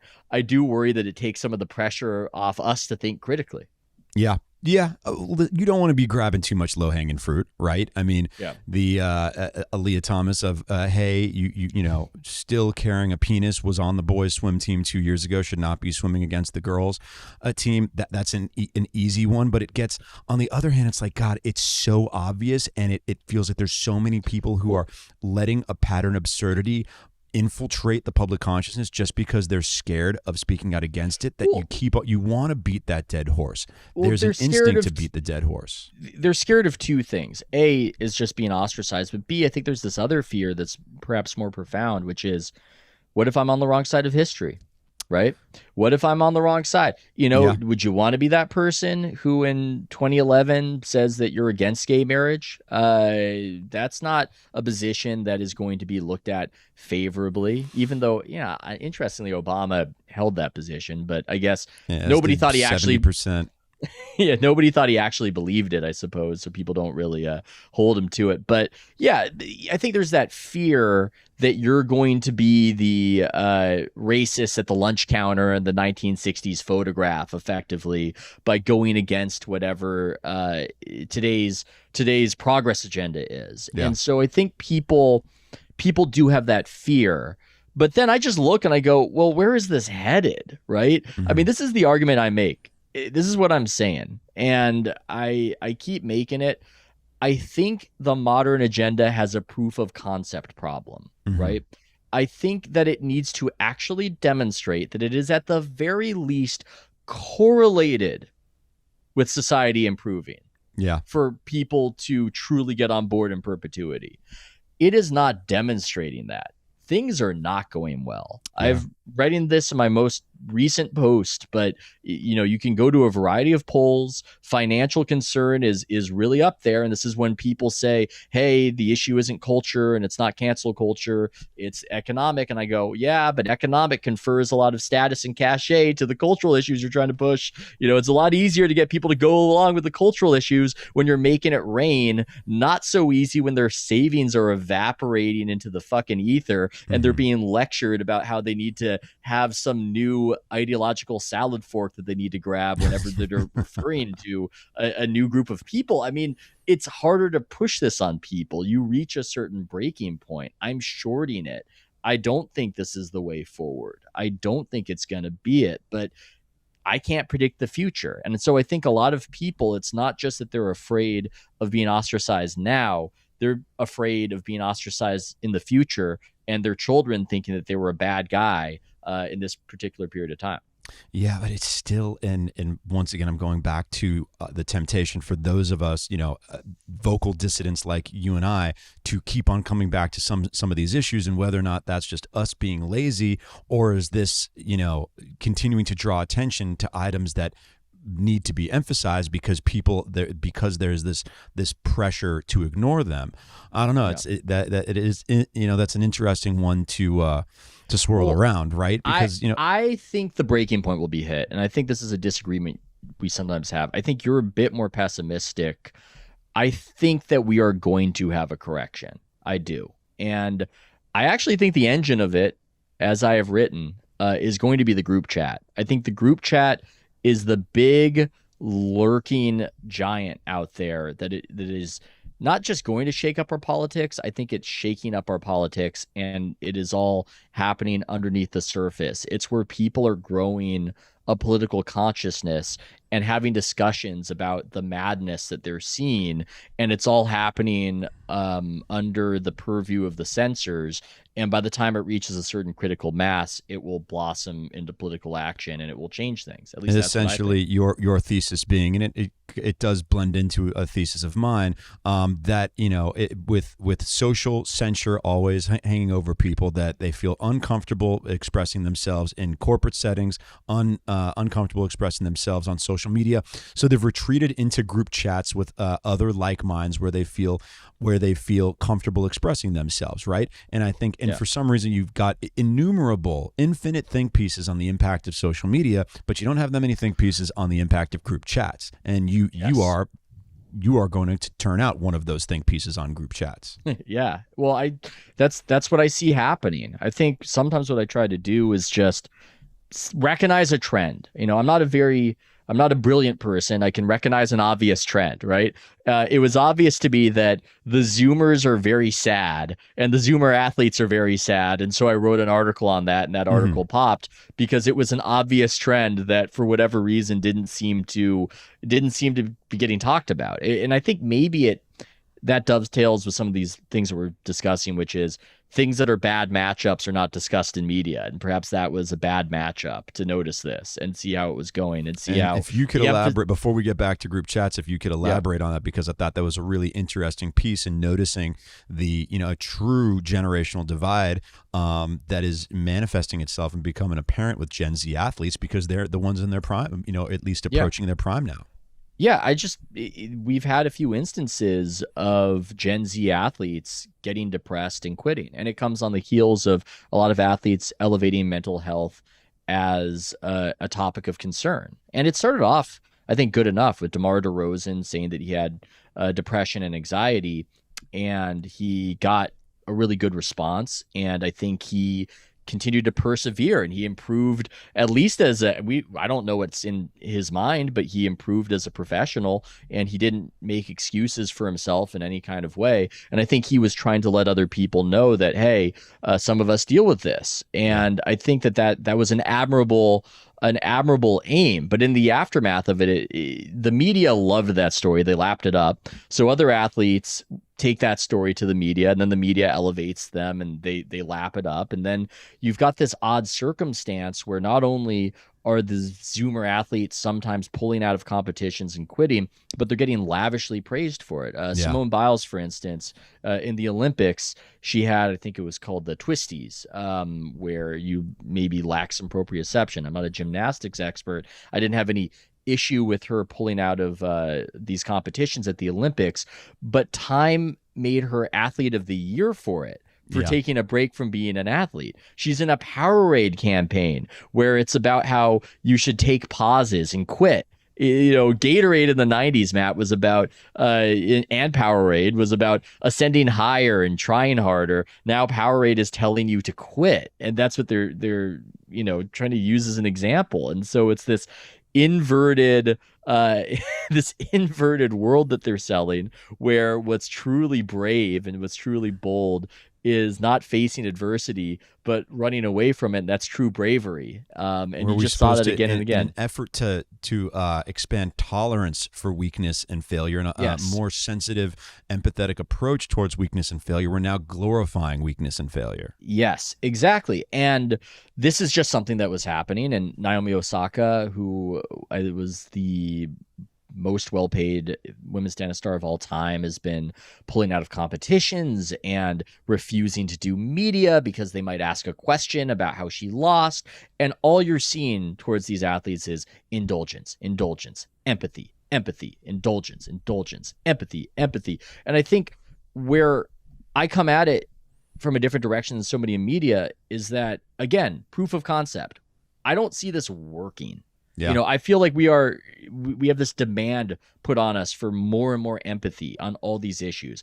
More. We need more empathy. We need more empathy on this, on that. And I go, to quote Dr. Phil, how's that working out for us? How's it working out for us? Do they seem happier? They don't seem happier. Naomi Osaka, for all the indulgent coverage, does not seem happier. No. And so that's all I'm saying. And then to broaden it out, because I don't think it's just about them, I do worry about the kids. I do think it's a bad example. I do think it's a bad message. I don't think it's good to elevate every instance of narcissism and self-pity from the most famous athletes and to tell America's youth that this is the way to go. So I just wrote about that and it popped and I was surprised. I was surprised the extent that it did resonate, even if I was pleased to see it, because I just think it was an example of it's right there. Everybody notices it. Nobody's really saying anything. And I think people do seem to ignore this because they assume that all these young athletes with riches and fame, and listen, the stories and the angst about young star athletes and whether or not they're truly happy, this is not new, right? I mean, Jerry Maguire was a quarter century ago now, and that was part of the Jerry Maguire shtick. But it seems like a lot of these young athletes, a lot of these Gen Z types, they're really unhappy. They're not like, hey, might be living living by some decadent values, young athlete with too much money and too much time on their hands and too much given to them. I mean, they're really unhappy. Like I think you quoted in the article, Charles Barkley even mentioned Charles Barkley's been around NBA players and pro athletes for the last 40 years. And he's like, no, these young athletes now, these young NBA guys, they seem to be miserable. Like, Adam Silver... Very strange signal. Dude, the craziest thing is that Adam Silver, the commissioner of the NBA, at the Sloan conference a few years ago, said to the audience that, no, these guys are deeply unhappy. And this is the guy selling the league. This isn't exactly, I love this game. He's saying, no, they're deeply unhappy. Credit to him for his candor. Sure. And to be clear, I do have empathy to a degree. I feel bad for them. I do think that they are unhappy. But if they're unhappy, then we've got to ask ourselves why, and we have to wonder whether we're providing this incentive structure that's absolutely fucked, where we're telling people to do the opposite of what they should do. We're saying, focus on yourself. Focus on yourself, Naomi Osaka. Put you first. Put you first. Put me first. Simone Biles, incredible. You put you first. That's incredible. All of you put you first. Use your platform. Insofar as you're doing social service, use your platform for a cause, some abstract cause. Use that platform when that's not really the path to fulfillment. The path of fulfillment is connectivity with other human beings. It's giving of yourself. I know I say this as a narcissistic writer, but it's true. You need to connect yourself to something bigger, and that's not a message that we're really extending. And I feel like we're losing a lot of the old wisdom. You're not supposed to say it. You get dismissed as somebody who's, I don't know, an old fogey or something. Get off my lawn. Get off. Again, thanks, boomers, for completely stigmatizing old people as a concept.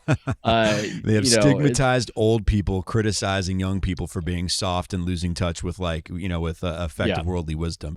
But who knows? That's the thing. Everybody's on to something.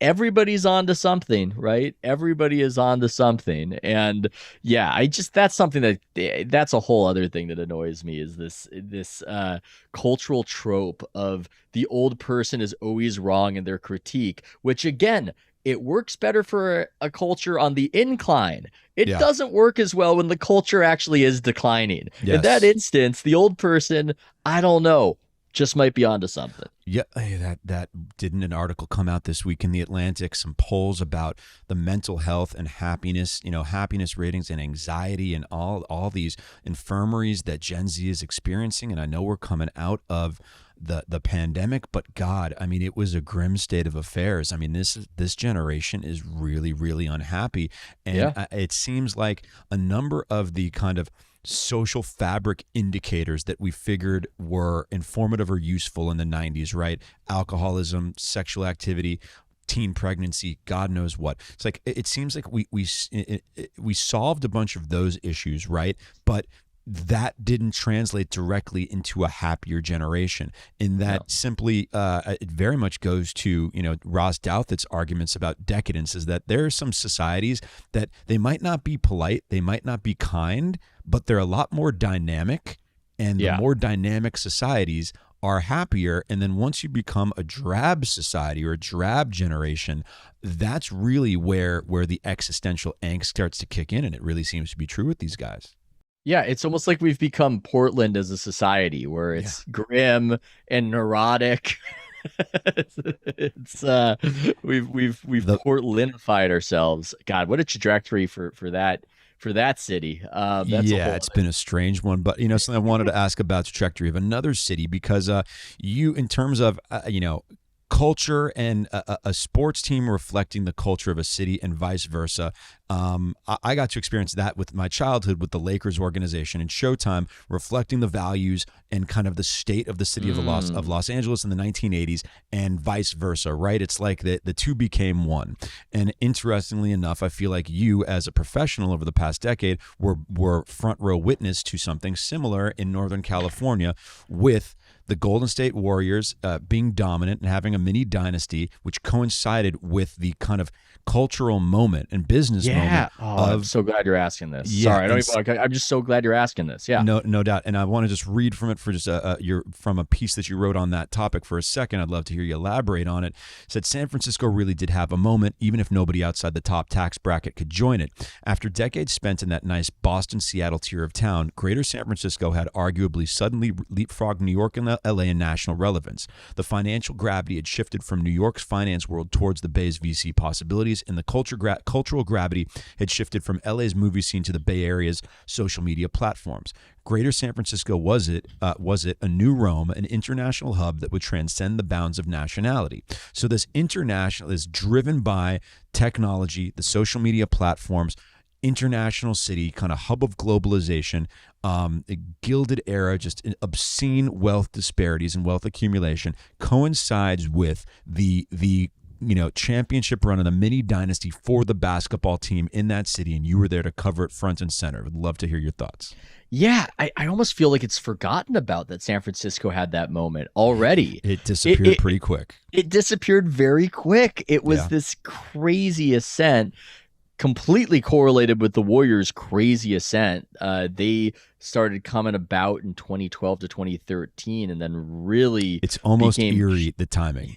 I know, and they became this world-beating dynasty from 2015 to 2016. But then Trump gets elected, and that's when the Warriors become decadent. I mean, still on top, still less incredible. enjoyable. But less enjoyable because they get Kevin Durant, and then hey, the Warriors are good again. I mean, they're kind of they're not the favorite or anything, but they're at least enjoyable. They really should have crumbled a little worse, I guess, to completely make the parallel pop. Even if they did have 1 year of being very much in the dregs, but it was tethered to it. And I think what's a little interesting too is that the salad days really happened in Oakland while they were dreaming of San Francisco, and while they couldn't wait to get to San Francisco, and they wanted to build this just glittery palace on the last good piece of land.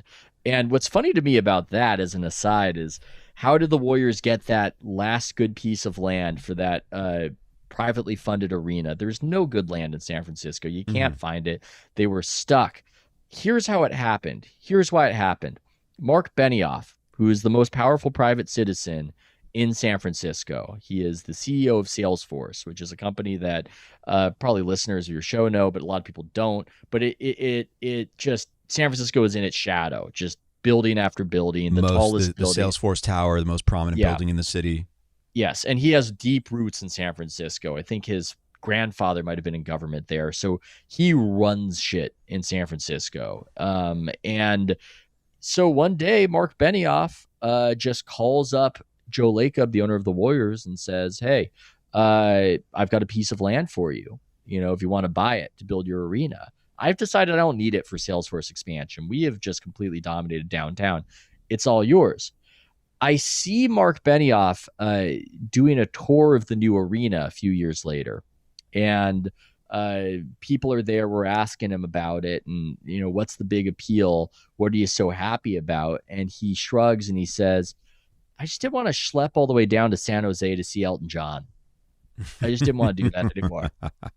That's why the Warriors have their glittery palace in San Francisco. As a boomer, didn't want to go down to San Jose to see Elton John. That's why they have it. That is the reason. That is why the Warriors have their $1 billion arena, is that Mark Benioff, he just wanted a quicker commute to see Rocket Man. That's why it happened. And I know I'm digressing, but I'm just sort of thinking about the weird decadence of that time, how when the Warriors had their groundbreaking, they were having these cranes dancing like robots. And Lacob, I remember, was saying that the city is the greatest city in the world. It's gotten even better over the last 10 years. And then you could kind of tell that the worm was turning a bit, because people were going, I don't know about that. I think it was a cool time. It was awesome to follow the Warriors during it all. I miss those days. The energy must have been incredible. Yeah, you can't go back, but the energy was incredible. And being on the road, you get so many stories, and you can't do it forever. I think I got out at the right time, but that parallel between the decadent ascent of San Francisco and the decadent ascent of the incredible Golden State Warriors for all their charisma was eerie, as you say. Mm-hmm. And some other dynamics that are at play in the NBA and sports that some people might not think of. Another article that you wrote, Substack piece that caught a lot of eyes, was another one of these secrets, or something that's hiding in plain sight. That's kind of an open secret within the league, of the power play between Clutch Sports and CAA, and how Clutch, you've now got the most prominent NBA agencies that have melded each other and have become one with certain with major city franchises, and it's really catching a lot of eyes around the league that agencies and teams have almost become one, and that the power that how power is exercised in the NBA, not that it was always pure, but it seems to be even more condensed and even driven more by, let's call it, perverse incentives or odd incentives than it might have been in prior generations. Yeah, it's like the parasite takes over the organism. I call it the agency model. One of these power agencies take over a team and start running that team. And we've seen it a few times, but it seemed to happen a little bit more so, and in part because your Lakers won a championship, albeit a bubble championship, but they won a championship. Yeah, they won a bubble championship, but they got Anthony Davis, who was a superstar. And they got Anthony Davis because LeBron James helped found Clutch Sports, and Anthony Davis was signed to Clutch Sports. And LeBron said, hey, get me on the Lakers, do my bidding. And they did basically a hostile takeover of Anthony Davis from the New Orleans Pelicans. And so I think other people took notice, and they said, look, this is just how it has to be, and we need to get in with agencies in the way that we can. But Clutch is a little bit different because they're a smart business story. In many ways, Rich Paul identified that people didn't just want an agency to negotiate their contract, that the players wanted to be aligned with something cool, right? And these agencies, they don't have names that are cool. We can say it, Matt. We can say that they have nerdy, dorky Jewish names, these agencies. Octagon. Wasserman doesn't sound cool. Wasserman doesn't sound cool. No. Glushan doesn't sound cool. So, Clutch Sports, it's younger black dudes running it, and they have connections to superstars and connections to people in the music industry. And you hear from players, hey, why'd you sign with Clutch? Do you think they're going to negotiate your deal better? They go, hey, man, I just, I think they can introduce me to some cool people, man. Like that's what you hear. Huh? And so that's a whole dynamic. But the other dynamic is there are so many here. Why did I cover this space? It doesn't seem related to the other issues that we're discussing on its face, but I think I almost have this weird maybe it's a moral Tourette's. How would you put it? Where if I notice something, I just feel like hey, I notice it. If I notice something and I know I'm not supposed to say something, then I want to say something. It's the stuff that everyone knows to be true, but feels Yeah. uncomfortable acknowledging. I feel that I wish I could come up with a better metaphor for it, but it's that feeling of you've got a pimple or you've just got like a buildup and you're like, I just want to release it. And I was just looking at these situations in the NBA play out where the media was acting like the principals in the story weren't the principals. They were acting like the protagonists were some extras because the agent was feeding them the news and they wanted to break the story first on Twitter. To what end, I still don't know. What's the point of it? I don't know, but that's the game that they're engaged in. And so what the agents demand is to do it in the way they want to do it and to have the credit for having signed a deal, but not credit for some of these other machinations that would be not looked at so favorably. So in a lot of these situations, the agents are intensely powerful and they're causing things to happen in the league, but everybody's pretending not to know about it. And so that just seemed to be a good space for my website to talk about some of it and say, hey, did you know that Dan Fagan, RIP, ran the Mavericks for a few years, and this is how. These people who, because the NBA has these guys, these shadow figures, these people where the fans haven't heard of them, and they're just a collection of like the most powerful people the NBA fans haven't heard of. I mean, there's a guy, I have fondness for him. He lives in the Haight-Ashbury district of San Francisco. He's got a mullet. He's a boomer. He runs vast swaths of the NBA out of his Victorian in San Francisco. Warren Legary, agent to a bunch of coaches and a bunch of GMs. He invented Summer League. That's a power player right there. Average fan doesn't know that people like this are puppeteering certain situations. And I love that stuff. I love subcultures. I love kind of revealing the magic trick, and it's all good stuff. It's good grist for the mill.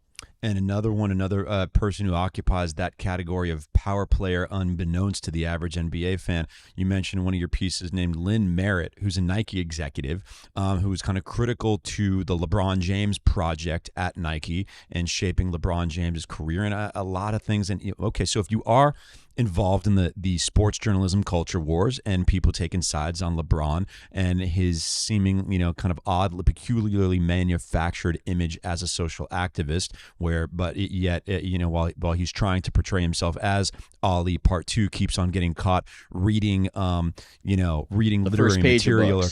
Where he keeps, there's every picture of him holding a book. He's on the first page of the book, oddly enough, and can't seem to answer any questions about the book. But one individual that seemed from what you've described was kind of integral to LeBron adopting this image was named Lynn Merritt at Nike. Maybe you could tell us a little bit about Nike's role and how some of these power players in the athletic wear world kind of shape what we see from our star athletes. Yeah, Lynn Merritt, another guy I've got affection for, although he might be pissed off at me these days. He's thought to be behind the LeBron doing the Muhammad Ali pathway towards trying to overcome Michael Jordan, perhaps not in titles, but in social relevance, which doesn't work because LeBron's just not that guy. But that was his, his idea from what I've been told. And Lynn is just one of these booming personalities. He's not, to my knowledge, a former athlete, but he's just this broad-shouldered, kind of deep-voiced guy who projects a lot of charisma with the players. And so the players want to sidle up to him because he's such a big muckety muck at Nike, and they all want to be the face of Nike. That's the ultimate, right?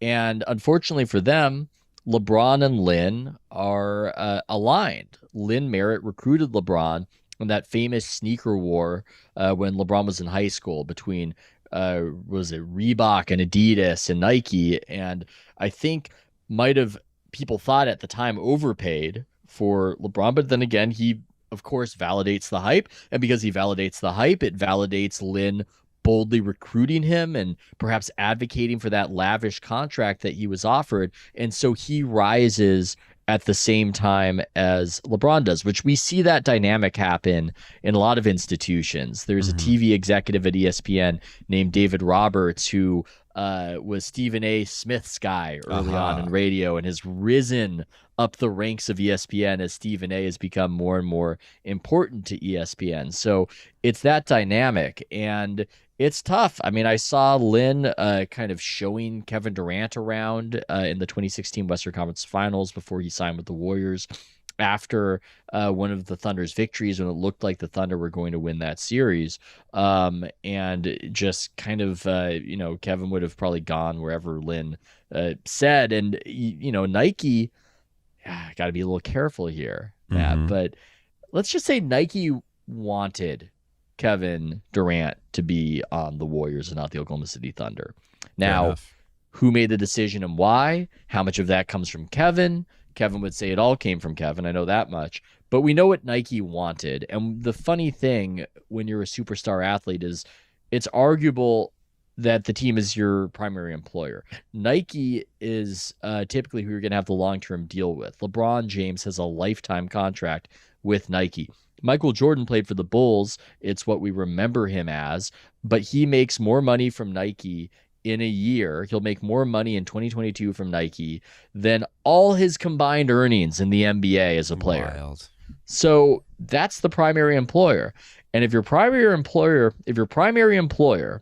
wants you to change locations, as it were, I don't know. It could be a powerful incentive. And we don't get to see what goes on behind the scenes, by the way, Matt. We see the contract details for NBA contracts. We do not get a window into what Nike offers these guys. But there are whispers about this stuff all the time that, hey, they're pulling this guy, they're shutting this guy down. He's not going to play what would have been his rookie season because there are incentives baked into the contract that he has with Nike, and he's not going to hit those benchmarks because he's only going to play an X amount of games. Yeah. You hear that stuff all the time, and you can't necessarily verify it because it's just difficult to get that kind of access to the deals that they cut. So, how much of a role did Nike have in KD coming to the Warriors?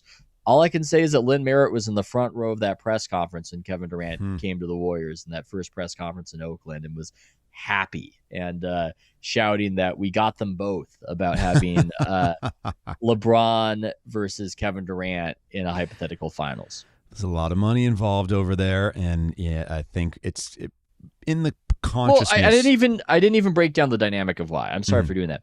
It's because Steph Curry, kind of like the fast rise and fall of San Francisco, was rising quick with Under Armour and was a challenger to Nike before he got embarrassed about his dorky-looking shoes and the Warriors lost the 2016 finals. But, for a moment, Nike really regarded Under Armour as a threat, and one way to neutralize the threat was to throw another superstar at the Warriors, a Nike superstar, to kind of dampen some of the individual shine that Steph had. And that's what they wanted. And really, that's kind of what happened. Yeah. So it worked. And the amount of activity and motives that are directed by the desires and kind of the business, the war playing out amongst the shoe brands and the athletic wear brands and its impact on the actual game. I mean, this is where we've historically, it hasn't really been in the sports fan consciousness, but we expect that the desires or the kind of triangulation of athlete, league, and athletic company that's paying the athlete a lot, like that's something that we imagine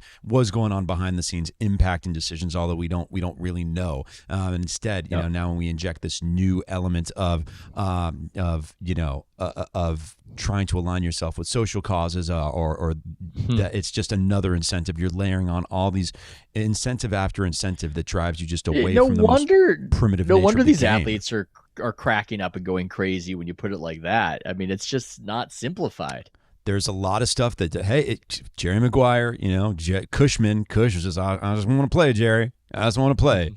There's not much. I just want to play anymore. There's very little space for the modern pro athlete to just get up, go about at least tier 1 or tier 2. Get up, go about their business, collect their check, and go home. It's not really no longer the job profile.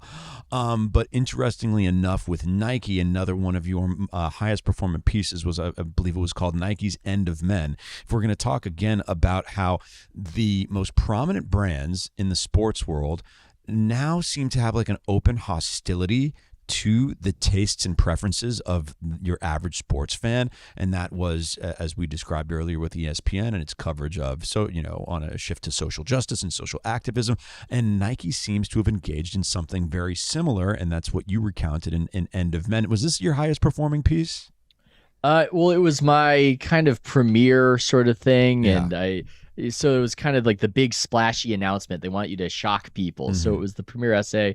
I do believe that it's at least my highest performing piece when it comes to page views, but I also made it free. So some other ones might have racked up more subscriptions because they had a paywall. Got it. And so here's how you put it. I thought it was really interesting.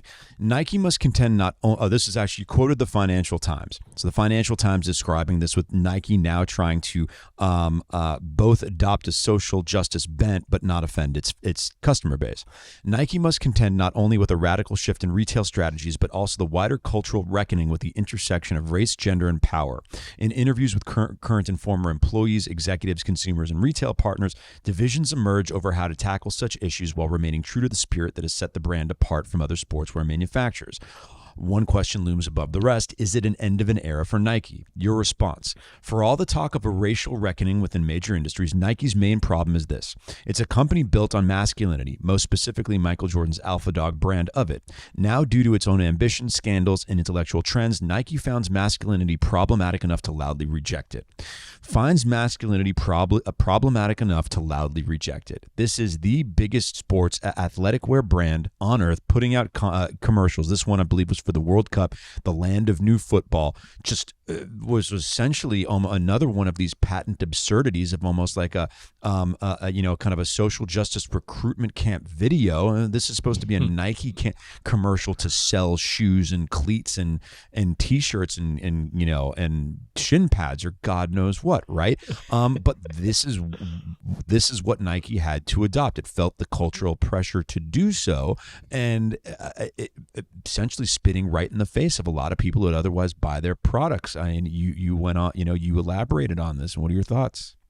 Yeah, there are a lot right there. I mean, that ad that you reference, the land of new football, it's presented by a little girl, and I'm trying to be nice, who's not the most athletic, is what I would say. Typically, Nike ads, they present you with athletic demigods, but in this case, no. And they're talking about how in the land of new football, there's all this tolerance, all these new things, and there's a woman breastfeeding.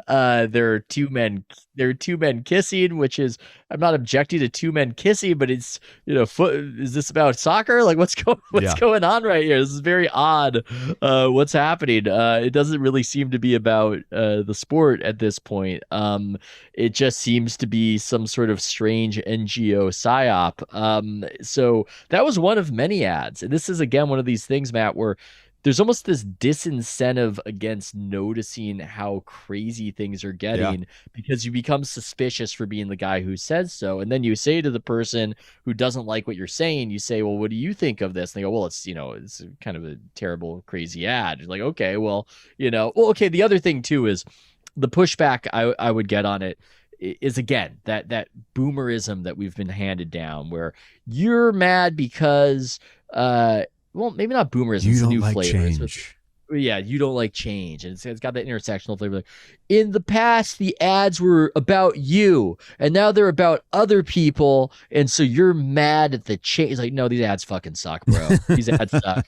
And I mean, Ethan, no offense, you're not the most athletic guy. I'm not entirely sure these commercials were about you. They weren't. No, they're not the most athletic guy. I wasn't looking to these ads to reflect whatever values I needed, which becomes the other criticism. It's like, no, I'm looking at them as a reflection of culture, as a snapshot of culture. Why is this corporation doing this? Now, there's an economic incentive. I'm trying to make fetch happen over here. I call it the undecided whale. And it's this. Nike is the rare apparel company who has more male customers than female customers by a 2-to-1 margin. Yeah. So what do they obsess about all day? Is it when they're trying to maximize shareholder value? Do they obsess over making their male customers happy?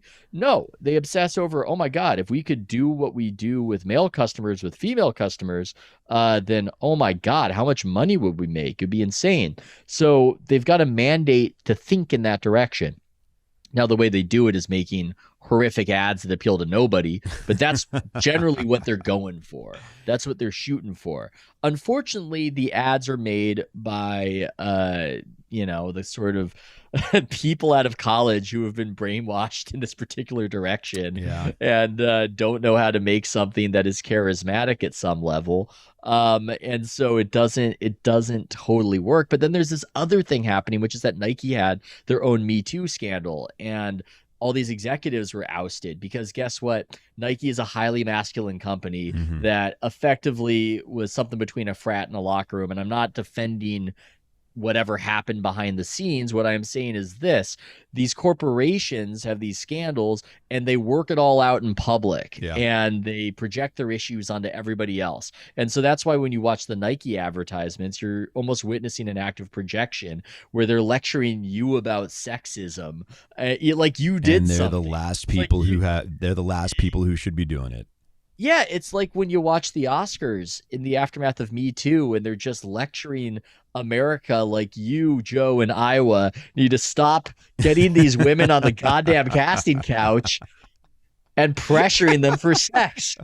You got to stop doing it. It's high time you stopped. Joe in Iowa and his flower shop is like, hey, you want a couple free bouquets? Come back to my cot in the back.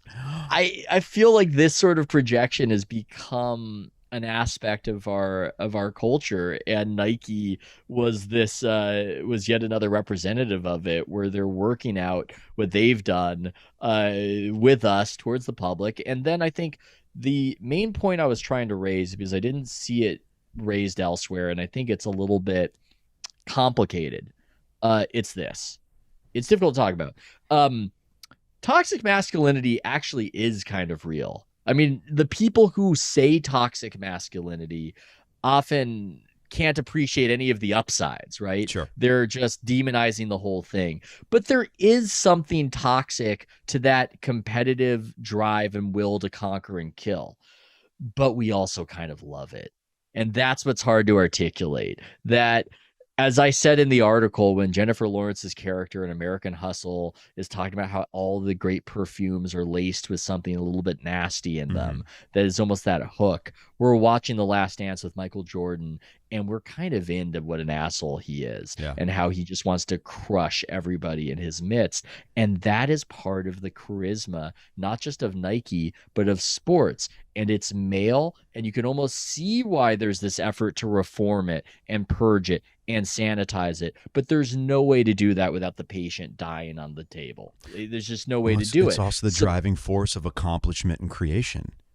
Yeah, that's what drives accomplishment. That's what achievement of creation of any sort, anything that is enduring. The pillars of society we don't have without something that does generate some sort of competitiveness or desire to defeat or inherent hostility. We don't generate anything in our society. Yeah, I mean, maybe this is a crazy analogy, but it's almost like the Constitution.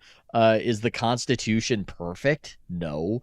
If we were doing it all from scratch, would we do it this way? No. But you can't just rip the Constitution away, or a lot of things are going to fall apart. You need to improve it on the margins. You can't just completely get rid of it, or there's going to be some chaos. I know some people might disagree with that, but that's the analogy that that pops into my head. And so I think that we've been living in an era where it almost seems like we're trying to transcend our very humanity in a lot of respects, and thinking that we can live in some utopian vision that's never going to be, and not just admitting what we are, and not admitting our own limitations, and not just trying to, maybe improve or guide people or say, don't be an asshole, but instead completely rework concepts that were not only workable, but were generative and helped society ascend to heights that nobody could have ever envisioned. And that just seems to be the moment that we're living in. Yeah. As you say, show the proof of concept. And for all these lofty utopian ideals, the results don't seem to be coming in so well.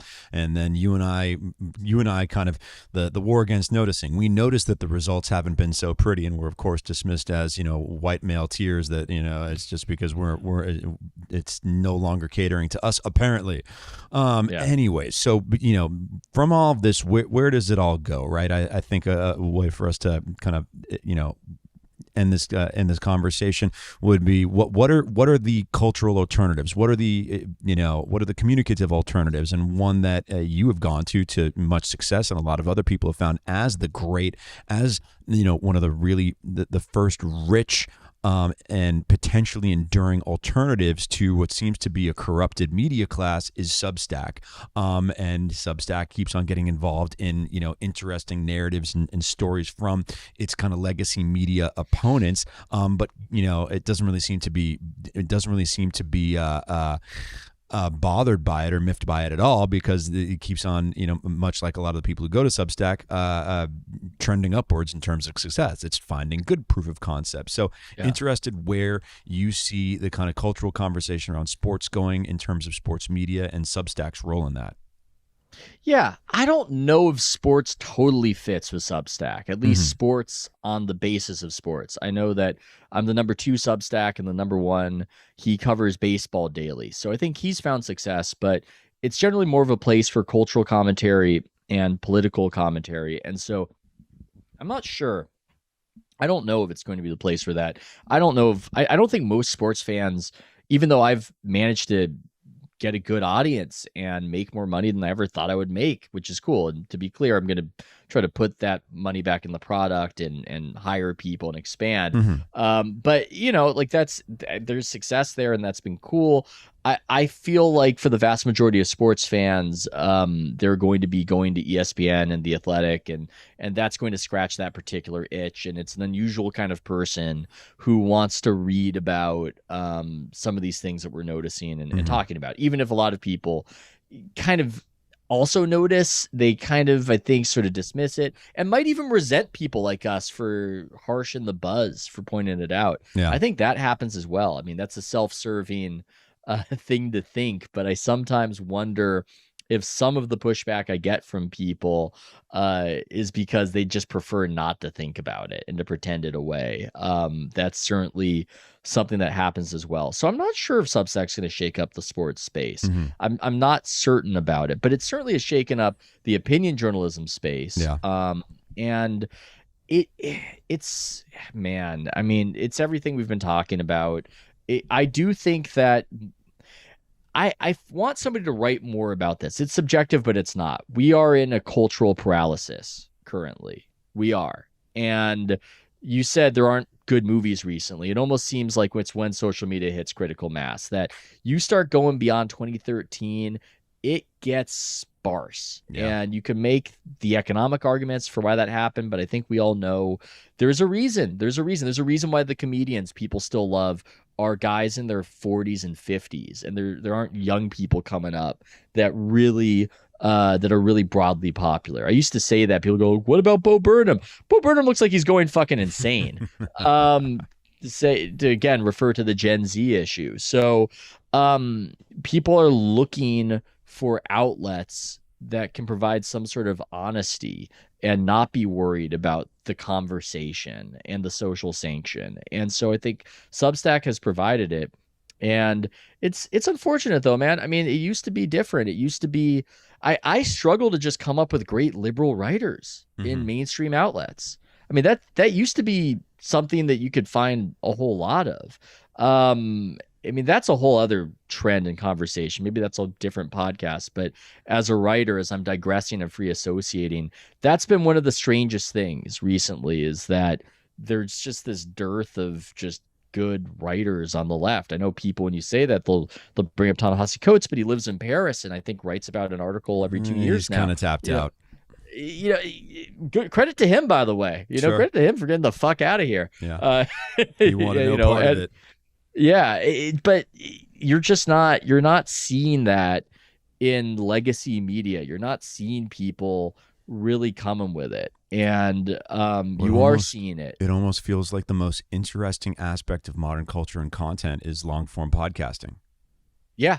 Oh, definitely. And by the way, outside of the daily, you're not really seeing a lot of that either. You're not really seeing a lot of legacy, what we might call blue world, what we might call liberal. You don't see them coming out with podcasts that people really resonate with. And I think a lot of that has to do with the looking over your shoulder aspect and being worried about having to slot your opinions into this obstacle course of social acceptability versus Joe Rogan, who's just going to get drunk and high and chill with his friends, and people are going to relate to listening to a human being talking for a few hours and seeming interested in something. So I think that's going to have cultural ramifications. The gap in, I guess we could call it art, right now, I think is going to, I don't know what that's going to mean, but it means something. And it's not getting, I think it's not getting remarked on as enough. We're talking way too much because for selfish reasons, they want all the market share. They want all the eyeballs. So they pretend to be horrified by things Joe Rogan said a decade ago. They really just want the microphone. But they talk too much about that. They don't talk enough about where are your people? Why aren't you succeeding? Why aren't you winning? Where are the legacy media liberals who are doing anything outside of the Daily? I don't know. I don't know where they're at. I don't see them. I don't think they're really making waves. Slate Culture Gabfest had a good foothold, but I think they got trapped in that dynamic. And you don't want to listen to people talk about culture if they're going to be careful. It's boring. I think it might take hitting rock bottom. Maybe the just abject failure of CNN Plus might put some of the writing on the wall as Discovery takes over Warner Media. You get new ownership for some pretty big media outlets. Maybe they see it's time to clean house, time to kind of reconnect with some of their roots and some of their principles that they rode to prominence back in the 90s and 2000s. I mean, part of the crazy thing, and now that I think about it too, is that people who you just consider on the left have been purged. I mean, if we're talking about journalists, one would want to read, great writer, Matt Taibbi. I mean, what would he be considered these days? He's been effectively, he's not in good standing, I suppose, even if he is incredibly successful. And Glenn Greenwald obviously is another example. And he has done things almost directly to piss them off, of going on Tucker Carlson and everything else. And so he's not in good standing. And even a Matt Yglesias, who I think is more in line with a normie Democrat, is not considered in good standing. So they've almost done it to themselves in a way. And they've ousted these people as though they can replace them. But where are the prospects coming up? Who's doing the scouting? The bench is not there. The bench is not there. Yeah. But the phenomenon that you mentioned right there of kind of, you mentioned at the beginning of the conversation about this current era of cancellation and surveillance just not being in line with, not being conducive to human flourishing, right? To us showing off our best. But hopefully in this conversation we showed you our best. Ethan was fantastic, and your approach, your unique ability to articulate all the contours and 360 degrees of where culture, content, media, and the way we communicate intersect with sports. It's going over very well. It's finding an amazing audience and very well deserved. So wanted to thank you for coming on tonight and sharing it with us. Thanks to you. And hey man, just keep working that radio voice, dude. You've got that great radio voice. I appreciate it, my friend. So why don't you tell everybody where they can find you? House of Strauss, Substack.com. Subscribe today. I promise I will make it worth your while. Awesome. I said you get a free episode. Whatever I fire up the Patreon, you get a free subscription to the Prevailing Narrative if you don't think Ethan's is the best fucking sports and culture publication that you're going to find. So, Ethan, thank you once again for joining us tonight. This is the Prevailing Narrative. I am Matt Bilinsky. Once again, you can listen and subscribe to The Prevailing Narrative on the iHeartRadio app, Apple Podcasts, or wherever you're listening right now. Make sure to follow me on my socials at Matt Bilinsky, MattBilinsky. The Prevailing Narrative is a Cavalry audio production in association with iHeartRadio. Produced by Brandon Morgan, executive produced by Dana Brunetti and Keegan Rosenberger. For Cavalry Audio, I'm Matt Bilinsky.